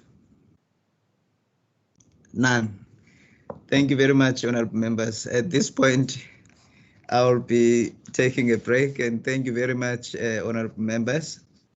The Deputy Speaker will now take over. Honorable Deputy Speaker, are you ready? I am, thank you. Thank you, DS. Thank you very much. Honourable members, we now move to motions. All right, I recognise the Honourable, are we there? Can you hear me? I recognise the Honourable Mackenzie. Over to you, Honourable Member. Thank you, Deputy Speaker. Deputy Speaker, I move a motion with notice on behalf of the Democratic Alliance that at its next sitting, this House debates the importance of preserving life, while at the same time preserving livelihood in the economy. I so move. Notice taken, thank you. I recognise the Honourable Sayed.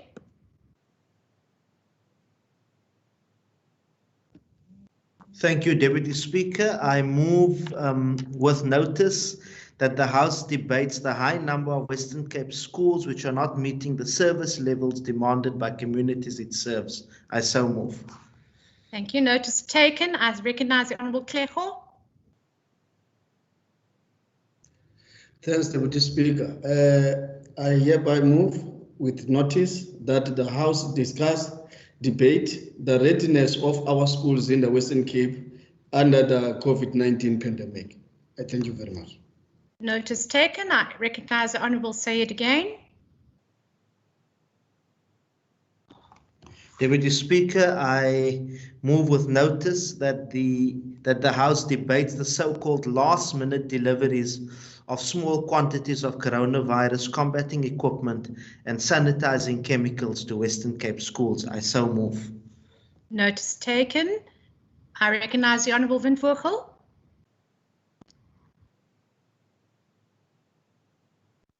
Speaker, I move without notice that the House discuss the growing Western Cape figures of COVID-19 infected people and mortalities that is now on 2/3 of all 9 South African provinces but put together. I thank you. Notice taken. I recognise the Honourable Moran.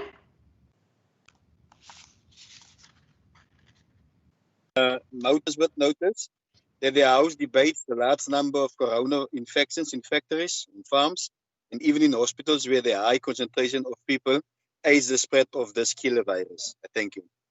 Notice taken. I'm just going to stop there. Honourable Windvogel, was that a notice of motion? Or was that a motion without notice? Notice with notice, Speaker, Deputy Speaker. Okay, all right. I move on to Honourable Member Nkondlo.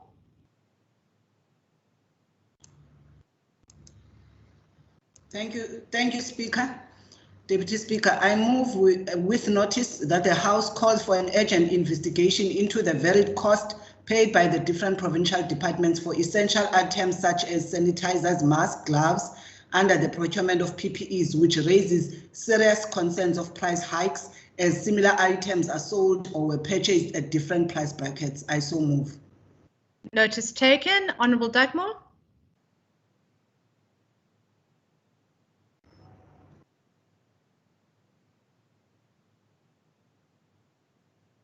Honourable Dugmore.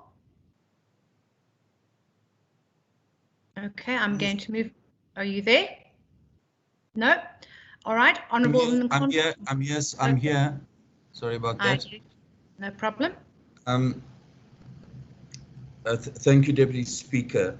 Deputy Speaker, I move with notice that this House appoints an ad hoc committee consisting of a representative of each political party represented in this House and chaired by the Speaker of this House to investigate the very serious allegations against the Deputy Speaker of the Western Cape Legislature, who is alleged to have informed a Labour inspector that he cannot enter the premises because there is a great possibility that the Labour inspector carries the coronavirus. I therefore move that In the light of this allegation, I move with notice further that the Deputy Speaker of the Provincial Legislature of the Western Cape is suspended with immediate effect, and that the Speaker takes all necessary measures to set up the ad hoc committee. I so move. Honourable Deputy Speaker, I'm rising on a point of order. Honourable Deputy Speaker, the rules are very clear. If there is a reflection on a holder of office that is dependent on the removal by a decision of a House, that a substantive motion must be submitted. Now, I'm not going to educate the Honourable Dugmore on the rules and the definition of a substantive motion. He can do so on his own leisure and in his own time. I therefore ask you, Honourable Deputy Speaker, that the motion with notice submitted by the Leader of the Opposition not be tabled and adopted and accepted by the House. Point of order. Point of order, Deputy Speaker. Point of order, Honourable Dugmore. Deputy Speaker, this is a difficult matter to raise, but I don't think it is correct that in terms of the motion with notice that I have moved, which reflects on the office of the Deputy Speaker, that as the Deputy Speaker, you should rule on this matter. I therefore request you to recuse yourself and to allow the Speaker to deal with how this particular matter is going to be handled. Point of order. What's going Fritz. Honourable Fritz, I recognise your point of order. Honourable Deputy Speaker, I'm sure that the Honourable Dugmore heard very clearly the point made by the Deputy Chief Whip of the Democratic Alliance. It's clear that if he has any issue, he must come with a substantive motion, and that motion be placed before the House, so that we can make it. You don't go anywhere. You sit there and you just reject his motion. Thank you very much, Honourable Minister. I will state this very clearly, that this is direct violation of the rule, and therefore this motion will not be tabled. I move on to Honourable Nkondlo. On the point of order. I've made my ruling. On the point of order, can you raise on the point of order, Speaker? Yes. Deputy Speaker. Is your point of order on something new, Honourable Member? No, Honourable Speaker, I just wanted to check in terms of which rule we are running these proceedings in terms of the rules. So Honourable Mitchell did raise in terms of Rule 59 or Rule 62, but now you're saying that we are overruling this matter in terms of which rule?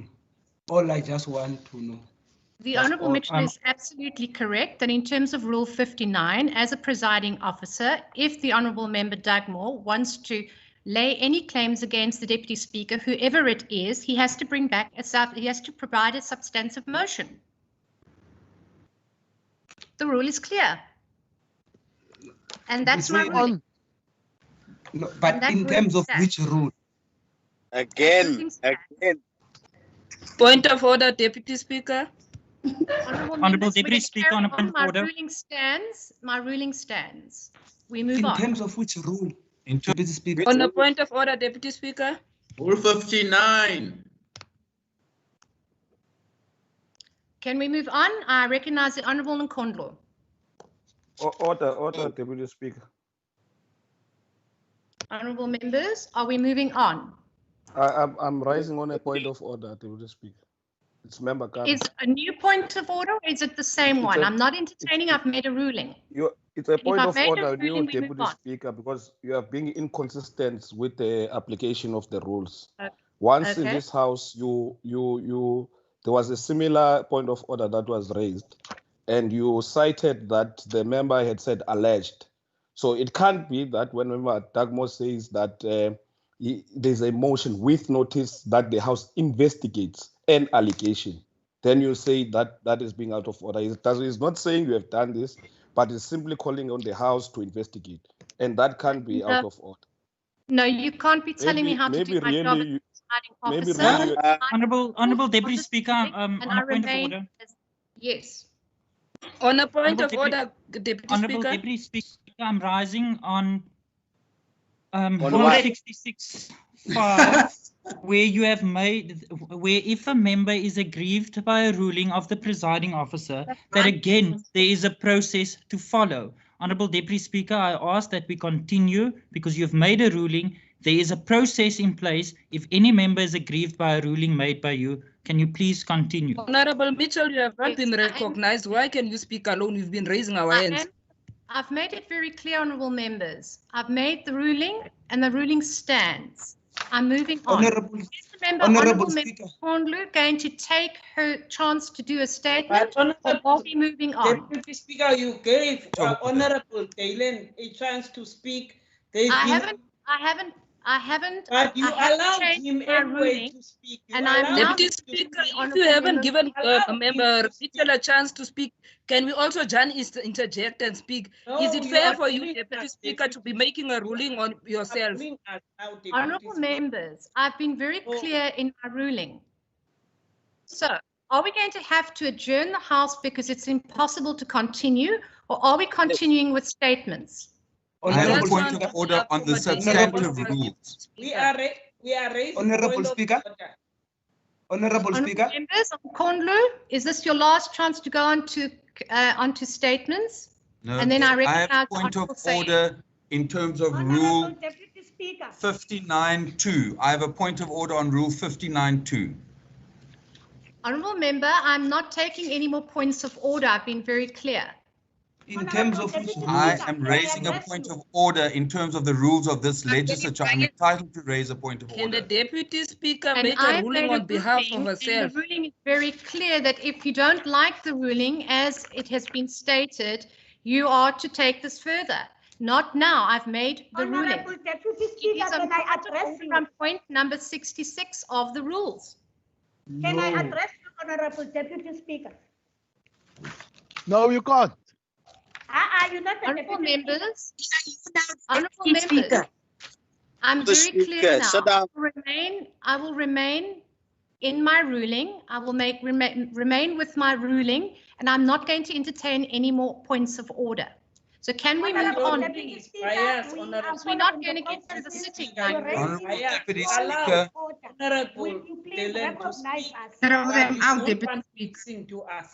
Honourable members. We need to have some decorum in the House. The Deputy Speaker respond to our points of orders as well, the same as you did to Honourable Mitchell. Point of order on my ruling being raised. You can't. A point of order remains. I can't hear you, honourable members. So I'm going to move on. Otherwise, we'll have to I have a point of order, Deputy Speaker. We are allowed to address you. Honourable Dugmore. Speaker, I'm waiting to address you. Yes, but so is half of the House. Now, your role is to allow people to speak in this House, not to cut them off. And not after my ruling. So if I've made a ruling and you don't like it. I want to address you on 59.2. No, honourable member, I've made a ruling on this. In terms of which rule, Deputy Speaker? In terms of which rule? I'm sorry, but I remain on the ruling. No more points of order regarding the ruling as stated, which is point 59, rule 59. No, point 59, Deputy Speaker does not give you powers to overrule motions. Right, members, it's the last chance. Are we moving on, or are we going to have to adjourn for 5 minutes in order to caucus? Deputy Speaker, yes. Can we move on, please? Deputy Speaker, can we move on? Rule 59 does not give you powers. We are now moving on. We just want to be recognized, Deputy Speaker. Unfortunately, that's my ruling. We're moving on.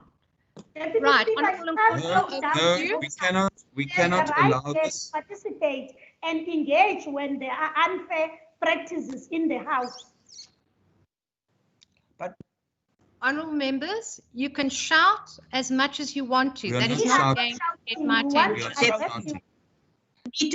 You're saying we're shouting because we're not delaying. Shouted at you. We want to address you simple, and we want to keep the decorum of the House. And Honourable Deputy Chief of Police is allowed to shout. That's completely unfair. Who's got the right to manipulate with the system yet? Because there's a message that says your hand has been lowered, which I have raised it a long time ago. Who manipulates the system? It was us. The message indicates that my hand has been lowered. Who just did that? Who has a right to manipulate the system, Deputy Speaker? I have no idea who has put your hand down. And I would request that we investigate, because that is also wrong. We have a right to participate. Now, if there's someone that decides to lower a hand that has been raised, we must raise that, because there's a problem with your systems. Okay. I didn't lower my hand. Can you stop speaking so that I can speak? When I made honourable member, are you listening, or do I have to name you? Why must I listen when we are closing down democracy, Deputy Speaker? You're disrupting democracy. We have Honourable points of member, order which we'd like to raise. Can I finish? Can I finish? All right. If a ruling has been made, I cannot entertain any further points of order. I made a ruling. You did not allow others to come with their points of order. You just allowed the deputy chief whip. No, I didn't. I had a whole lot of people about. No, Deputy Speaker, the deputy chief whip of the DA has been speaking as and when he wants to speak several times. Honourable members, surely, once I've made a ruling, that's the ruling. But in terms of which rule, Deputy Speaker? Which rule? You don't have in terms of the rule, nowhere in the rule it says that you can overrule a motion. If you can, all I'm saying is that let's go according to the rule. If we are saying that we are overruling this rule in terms of, we are ruling over a motion, because that was a notice of motion that was presented by Honorable Dagmo, and you say we are overruling it. It has to be a substantive motion. Honourable members. Can I address you? I would like to address you. Honourable members, order. Deputy Speaker. Sorry. May I please come in? Honourable Speaker, I find that unprecedented. Yes. Are you coming in as an honourable member? You may proceed, Deputy Speaker. Okay, thank you very much. Deputy We're moving Speaker, on. I would like to address you. I would like to address you. Honourable Dagmore. I would like to address you. Okay, let's get this clear. If you're going to address me on my ruling, then I'm not going to entertain you. If you're going to bring something different, I will give you a time to speak now. But then I'm not entertaining anybody else, because my ruling stands. It is something different. All right, what's your point of order? Speaker, if you look at Rule 59(2), it says that a member who wishes to bring any improper or unethical conduct on the part of another member to the attention may do so only by way of a substantive motion comprising of a clearly formulated and properly substantiated allegation. Now, you have ruled that the motion with notice that I tabled does not actually represent a formulated and properly substantiated allegation. I would like to ask you, I have the evidence. I would like to move now to read out the statement of the Labour Inspector and the case number, so that that is actually moving, and I would argue falls clearly within a clearly formulated motion. There is no convention which says that it has to be tabled before. I can do that now, and I request an opportunity to do that either now or before the end of the session. I will substantiate the allegations that I'm making. Honourable Dagmar, you can't make the rules as you go ahead. So I understand you can bring a substantive motion, but you can't bring a substantive motion at this moment. Unacceptable. Why not? Why not? No, you can't. What is a substantive motion? Why can't it be verbal? Why can't a substantive motion not be verbal? Sorry? It can't. Honourable Dagmar, you've been in the House for many terms. There is not a convention which says that it cannot be substantiated verbally. We're in COVID lockdown. We are sitting. Deputy Speaker, may I address you? Must I put the allegations on the screen? Honourable Dagmar, you're an esteemed politician. Can you please, you do know your rules. Oh, don't you do know your rules. You are one of the most experienced politicians around for a number of terms. You do know your rules. Now, I'm not going to entertain this any further. Speak. Can I address you? Can I have a point of order? Are we now going to continue with this conversation, honourable members? Yes. Deputy Speaker, we are setting a very this on the substantive motion.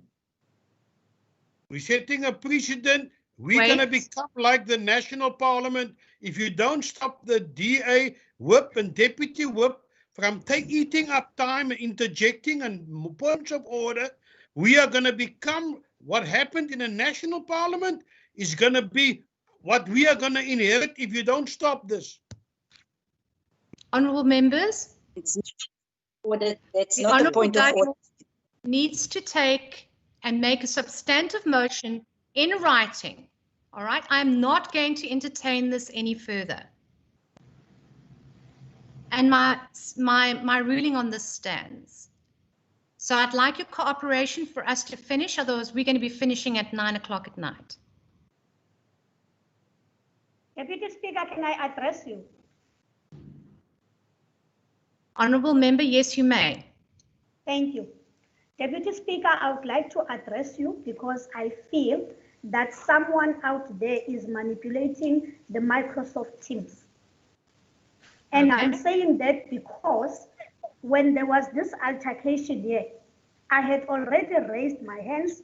I never at any point lowered my hand. But here, I noticed a message that says I had lowered my hand.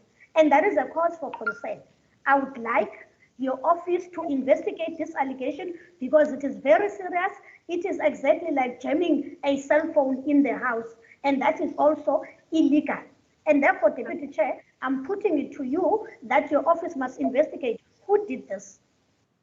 Honourable Member, I certainly will do. I do take that seriously. That is the same as throwing someone out of the house. And I will ask the table staff or the IT to be able to check just where and who was switching off microphones. And please, honourable members, that is really unparliamentary. I don't believe that no matter what is said in the House, that anybody's mic is switched off by somebody else in this House. All right, I will investigate that, honourable member. Honourable Mackenzie. Deputy Speaker, I just wanted to perhaps raise Member Dugmore to page 66 of the rules. Rule 151 guides the procedure of a substantive motion. It's on page 66, right at the bottom, page 151, 1A, 1B, 12. It is in the rule book. It is written there for the last 6 years. You just need to read it. That's why but we raised our hands and you said we are not taking any point of order. Why is Member Mitchell and Member speak? Member Mackenzie is not supposed to speak. Deputy Speaker, this is unfair. It's unfair. Honourable members, I'm listening to everybody, but I can't have the Chief Whip of the Opposition shouting above a member. That is very unparliamentary. You have to wait until the honourable member is finished speaking, like we waited for you. No, now we but you don't allow us to speak. You allow only DA members to engage. But when it is, as you are saying, you already ruled on that one. When there's a point of order, be consistent with the rule. When there's a point of order, someone must sit down. And Member Mackenzie can't make a statement when you've already made a ruling. He is undermining your capacity as the Deputy Speaker of the House. Honourable Chief Whip of the Opposition, you are contradicting yourself now. First of all, falling apart. You are firstly contradicting yourself. Secondly, your own members are shouting above you. Your own members are shouting above you. Thirdly, you're contradicting yourself. But why are you just responding selectively? You are listening to whenever the DA is speaking, but when it's us, we are shouting. But you are giving them due respect of just listening. For us, you don't give us a chance I didn't recognize you, Honourable Barnes. I didn't recognize you. I didn't recognize you. You wouldn't recognize me because my hand was up. The only hand you recognized was Member Mackenzie that came after me. We can't see which hand comes up first or doesn't, okay? There's a whole lot of hands up. So I'm speaking to the Chief of the Opposition. It doesn't help if you're shouting over your own chief whip, Member Barnes.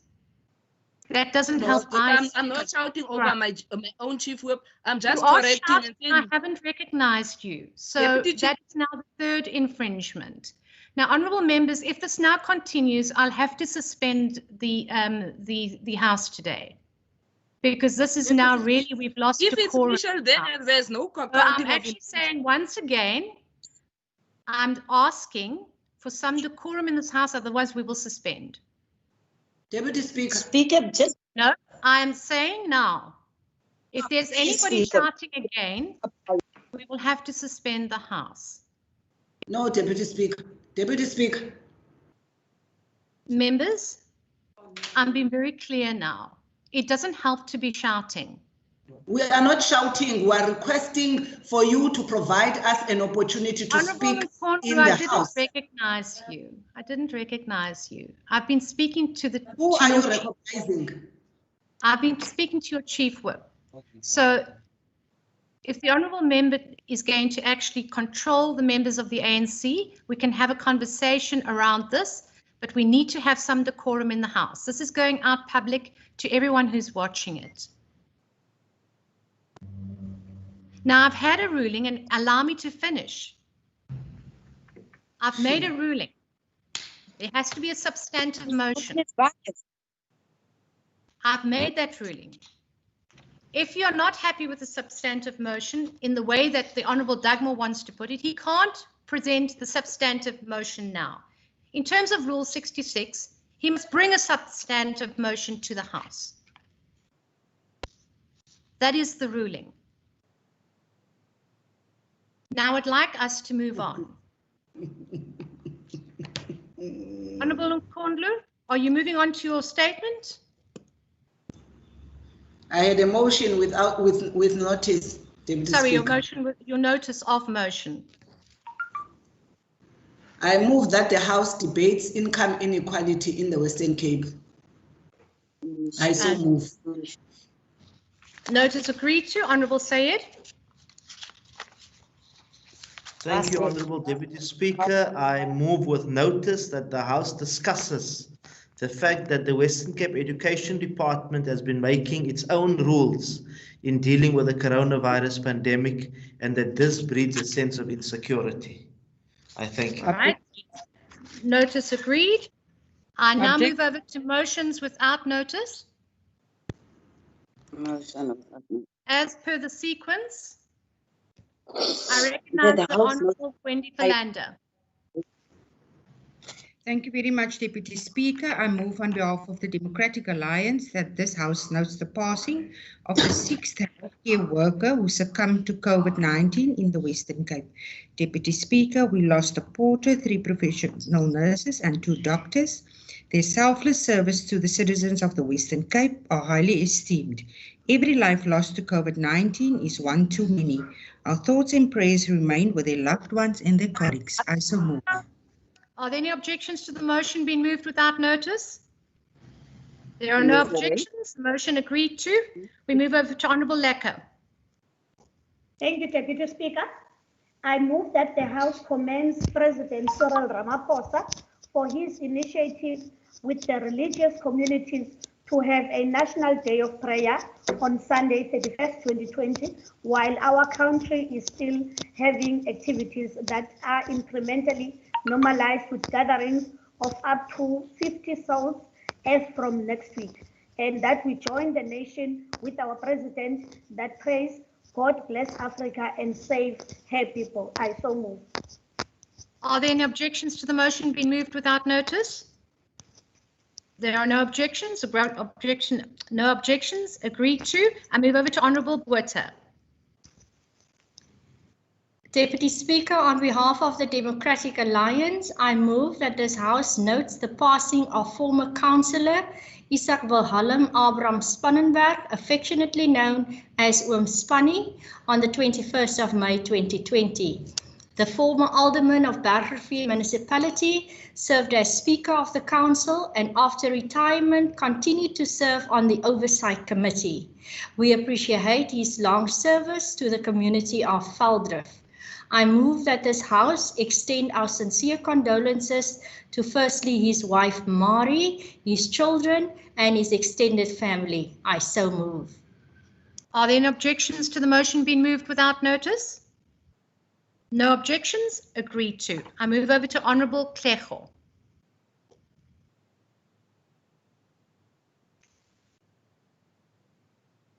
Honourable Klego? No? I move over to Honourable Mackenzie.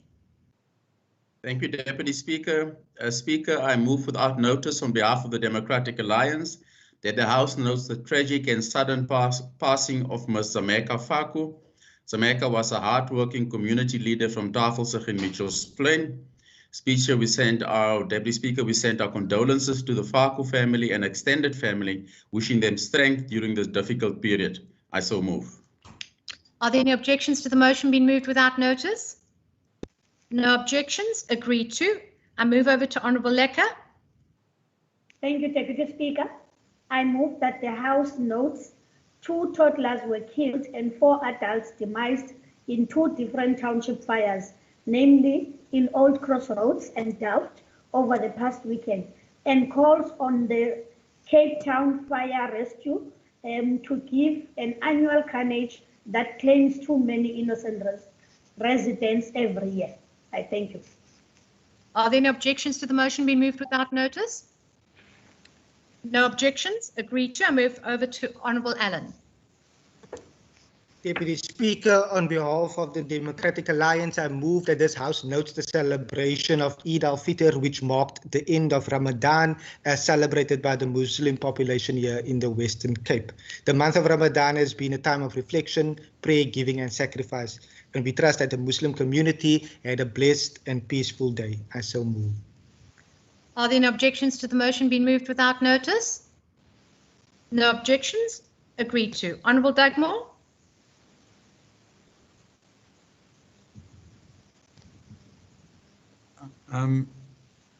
Thank you, Deputy Speaker. Deputy Speaker, I would like to move without notice that this House investigates the process of appointing the Mayor of George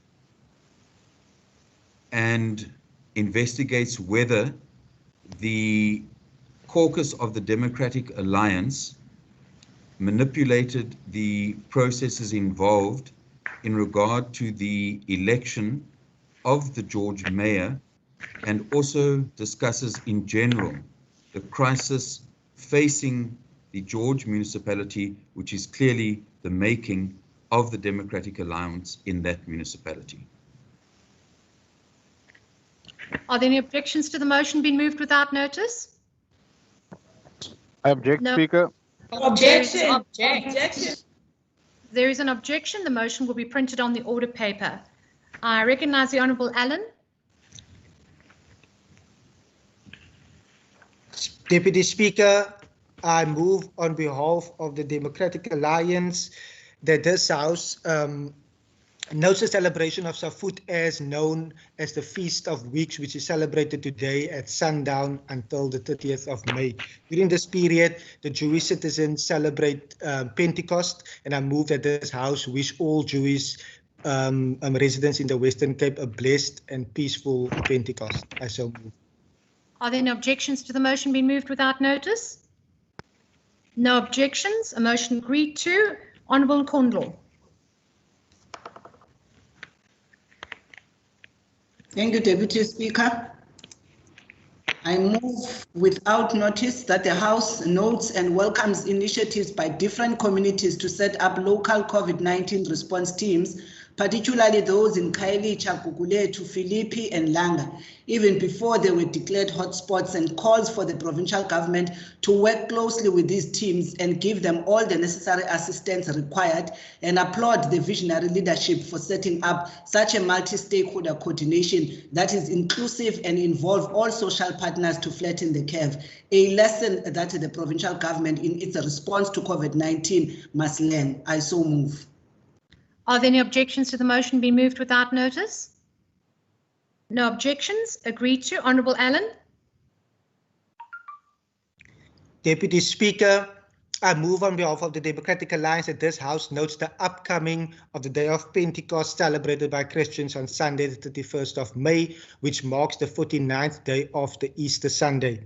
And that this House notes that the Christian Church's mission to the world as observed on this holy day, and we wish all Christians a peaceful and blessed Pentecost. I so move. Are there any objections to the motion being moved without notice? No objection. Agreed to. Honourable Nkondlo. Thank you, Deputy Speaker. I move without notice that the House notes and remembers the plight of thousands of workers that lost their jobs in the closure of ArcelorMittal in Saldanha, including their families, and calls for an intense effort of an intergovernmental response to lessen the burden and facilitate employment opportunities to them and many others who are unemployed. I so move. Are there any objections to the motion being moved without notice? No objection. Agreed to. Honourable Mackenzie. Thank you, Deputy Speaker. Deputy Speaker, on behalf of the Democratic Alliance, I move without notice that this House notes the haphazard decision making being made by the National Coronavirus Command Council, the President and his Cabinet. Deputy Speaker, we've seen a U-turn by the national government just yesterday. At a meeting of the NCOP this week, the Health Minister presentation indicated that certain hotspots would remain at level 4 lockdown. The presidency then yesterday clarified the entire country will move to level 3. That the House notes another example, the Minister of COGTA has consistently announced of all tobacco products, while the President of the Republic previously addressed the nation to indicate that the ban would be lifted. Speaker, that the House further notes how arbitrary restrictions are being implemented at the 11th hour, which negatively impacts on provinces, certain industries, and certain civil liberties. I so move. Are there any objections to the motion being moved without notice? Objections. Objections. The motion will be printed on the order paper. I recognise the Honourable Nkondlo. Honourable members, can you just make sure your mics are muted while the persons are speaking? Honourable Nkondlo. Thank you, Deputy Speaker.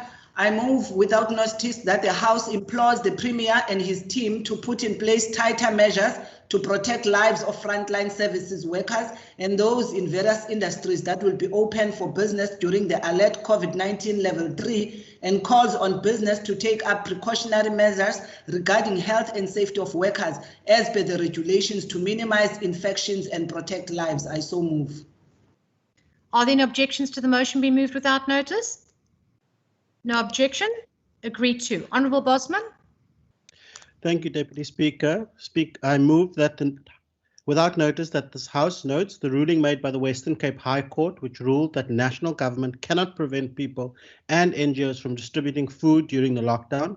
This is a victory for civil society and our society's most vulnerable. I so move, Deputy Speaker. Thank you. Are there any objections to the motion being moved without notice? No objection. Agreed to. Honourable Bakufos.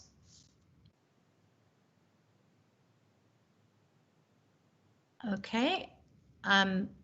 Moving on. Honourable Maseko. Up, Deputy Speaker. There. I see you. I hear you. Sorry, Honourable Member, I didn't hear you. Over to you. Honourable Bakufos, are you speaking?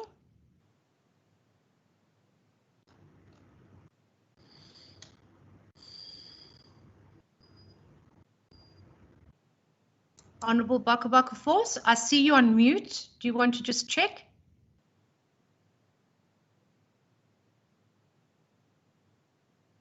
Okay, if there's a problem, you can just let me know. I'll move on over to Honourable Maseko. Thank you, Deputy Speaker. Deputy Speaker, I move without notice on behalf of the beautiful Democratic Alliance that this House congratulates the Honorable MEC of Human Settlements and his department for handing over 50 houses in the Forest Village Provincial Development. This is the first handover since the start of the nationwide lockdown.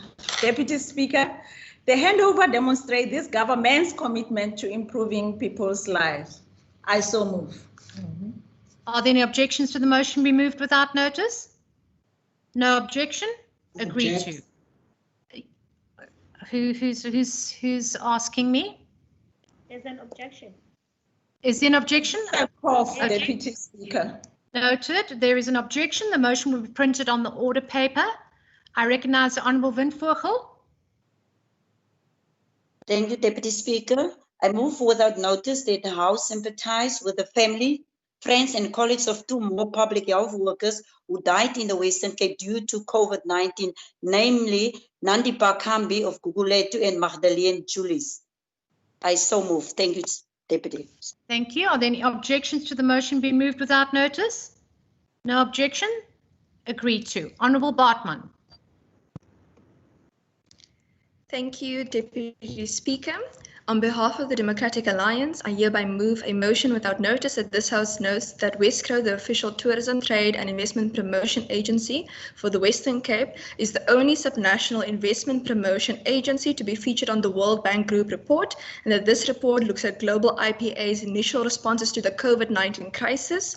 Further notes that Westcro and its stakeholders were cited for the development of the COVID-19 Content Center, with specific reference made to the COVID-19 Support Finder tool, which seamlessly assists businesses in identifying support funding applicable to their businesses, acknowledges that more than 7,000 businesses across not only the Western Cape but South Africa have utilized this tool, and congratulates Westcro and its CEO for achieving this world-class recognized status on a global scale. I so move. Are there any objections to the motion being moved without notice? No objection. Agreed to. Honourable Windvogel. Thank you, Deputy Speaker. I move without notice that the House notes two private Western Cape hospitals were also closed down in the past week due to outbreak of the coronavirus, when the Cape Town Medical Clinic was found to have discovered it has 5 workers positive, of which one is now treated in hospital, and that this House bids all affected health workers a speedy recovery. I thank you. Are there any objections to the motion being moved without notice? No objection. Agreed to. Honourable Mackenzie. Thank you, Deputy Speaker. I move without notice that the House acknowledge the sterling work being done by the Premier, his Cabinet and the Western Cape Government under tough circumstances. Also noting the progress being made in converting the CTICC and Old Mutual South Africa trading facility into temporary isolation and quarantine facilities in the province's fight against COVID-19. I so move. Are there any objections to the motion be moved without notice? No objections. Agreed to. Honourable Sayed.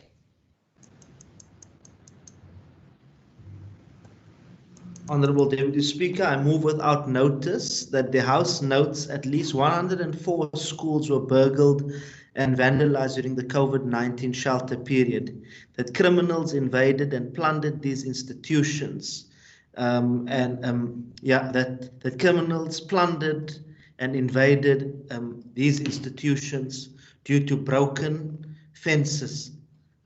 And it calls on WCD to submit a proper plan to sanitize and not only sweep and dusting these schools. I thank you. Objection. Are there any objections to the motion being moved without notice? Yes. No object. Are there any objections? No.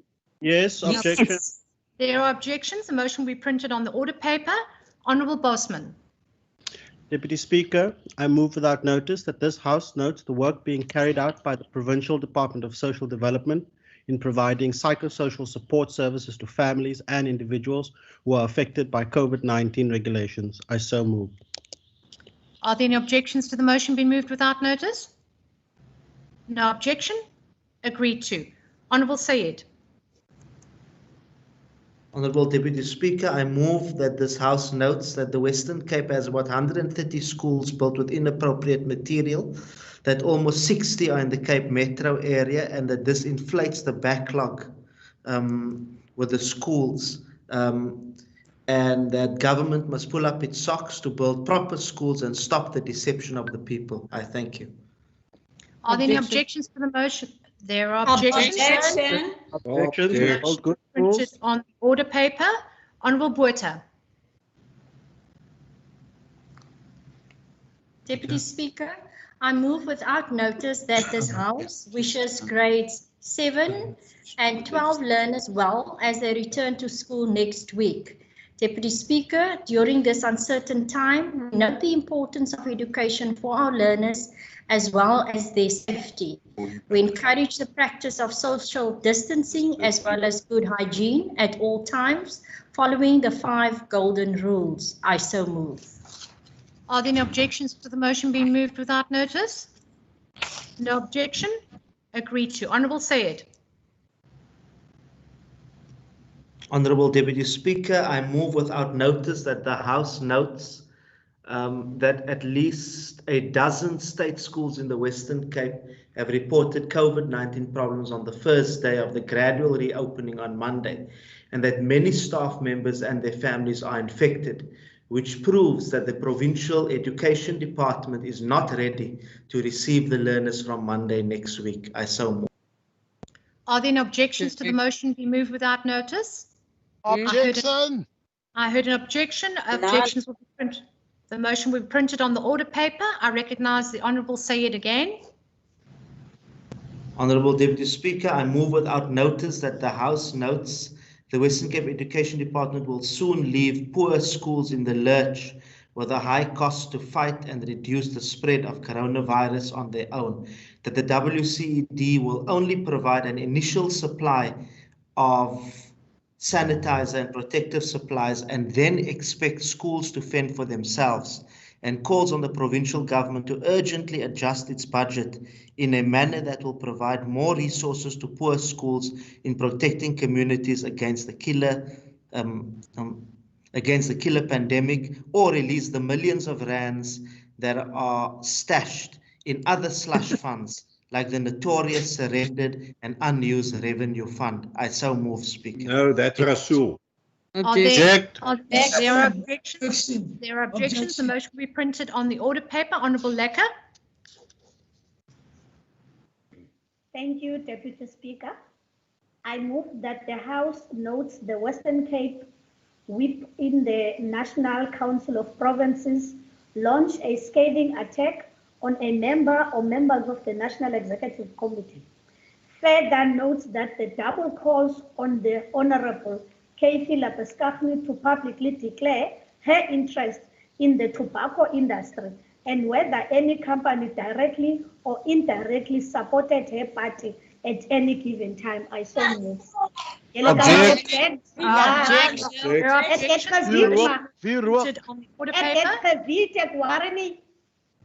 Honourable Sayed. Iemand aan die mute nie. Honourable Deputy Speaker, I move without notice that the House notes that it is only the schools in the leafy suburbs, mostly for the well-heeled, that seem to compete to have the best equipment and chemicals to assist in the COVID-19 pandemic battle, while schools in the poorest areas have to be satisfied with the bare minimum the Western Cape Education Department supplies and suffer most of coronavirus infections. I so move. Are there any objections? I so object. There are objections. The Of motion course will they be will printed object. on They the represent paper. those in the leafy Because you're suburbs. talking nonsense. And the final will be Yeah, Honourable because that's Karma. whom you represent. Honourable older members. Honourable Karma. Thank you. Thank you, Deputy Speaker. I move a motion without notice that the House lauds South African Police Service for the sterling work during the shelter period by confiscating large consignments of illegal stuff worth millions of rand, like drugs, weapons, and smuggled goods like Post Marine Life. So move. Are there any objections to the motion being moved without notice? No objections. Agreed to. That concludes motions without notice, members. We will now move to the order of the day. The Secretary will read the order of the day. Consideration of report of the Budget Committee on the Division of Revenue Bill B3 2020 NCOP ratification of final mandate. Order, members. The House received the report of the Budget Committee on the Division of Revenue Bill, conferring authority on the Western Cape delegation in the NCOP not to support this bill. This mandate has been sent to the NCOP. I will now afford parties an opportunity to make a declaration if they so wish of 2 minutes. Is there anybody or any party that would like to make a declaration? Let me go through the parties. Will the ANC make a declaration? Yes, Deputy Speaker. Yes. I recognize the ANC. Yes, Deputy Speaker. Deputy Speaker, I have been part of the meeting of the Budget Committee, and I did propose to the Budget Committee that if the Western Cape can support the bill, but obviously I was the minority, the majority overruled me. But in spite of that, Deputy Speaker, I would like to say the Division of Revenue legislation is evidence that the national government really cares for the poor and vulnerable people in the Western Cape with programs and projects that benefit and target them. The national government determined vital projects and programs laying down rules and providing funding set against firm spending. Its targets are not, if targets are not met, the funding is forfeited, taken back and lost.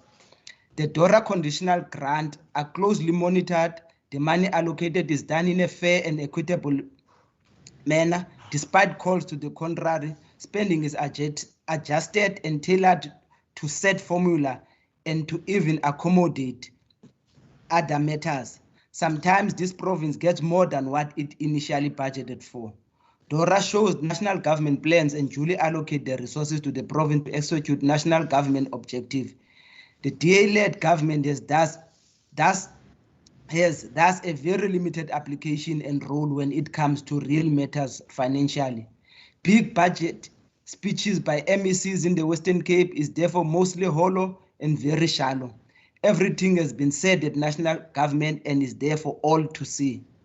On some issues, the ANC will continue to differ with the DA where it has some limited powers and sway spending into wrong ideological direction, or where it does not meet the purpose set by the ANC-led government.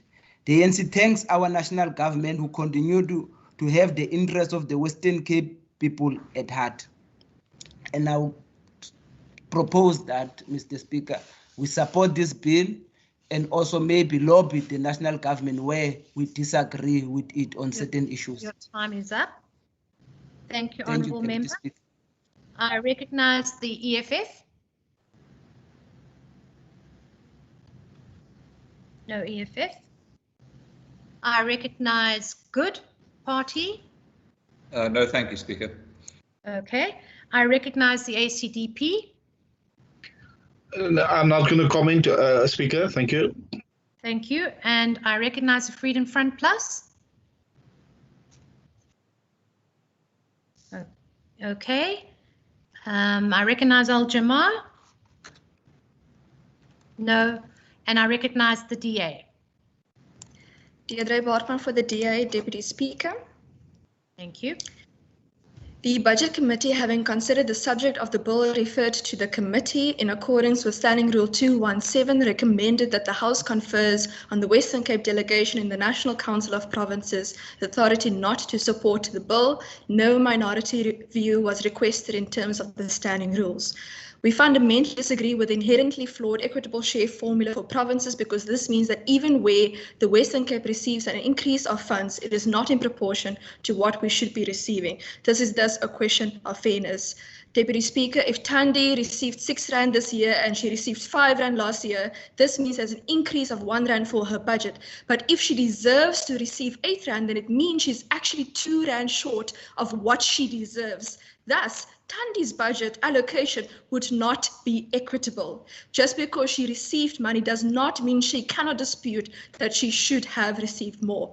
The national formula does not make sufficient provision for allocations to health, education, drought, and safety. The funds do not follow patients, they do not follow learners, they do not follow infrastructure. Further, instead of bailing out failing state-owned enterprises, national government should have allocated such funds for provinces for frontline service delivery. Despite receiving an increase in conditional grants in numerical terms, the baseline of the conditional grants have changed as well, decreasing. We are now receiving also more funds for conditional grants rather than the equitable share, seeing a trend towards centralization of decision-making at national government level. Speaker, for those unfamiliar with conditional grants, this means that you can only use funds for certain programs. So if Thandi receives then the R5 to buy apples, she may only buy apples with those funds. And the province does not have a say to reallocate those funds. The fact that we are receiving more funds poses then the question about provinces' decision-making power being scooped by giving more funding for specific programs. I thus ask this House today to accordingly support and thus ratify the decision of the committee. I thank you, Deputy Speaker. Thank you very much. Thank you. Now, are there any? We're going to now move over to the support or not support. Are there any objections to the ratification on the conferment of authority on the Western Cape's delegation in the NCOP not to support the bill? No objections. No objections. Objection. Agreed. No objection. No objection. Right. No objections. Agreed to. Okay, thank you very much, members. That concludes the business for the day. The House is adjourned and the Secretary will now end the meeting and all the members will be exited from the sitting. Yeah.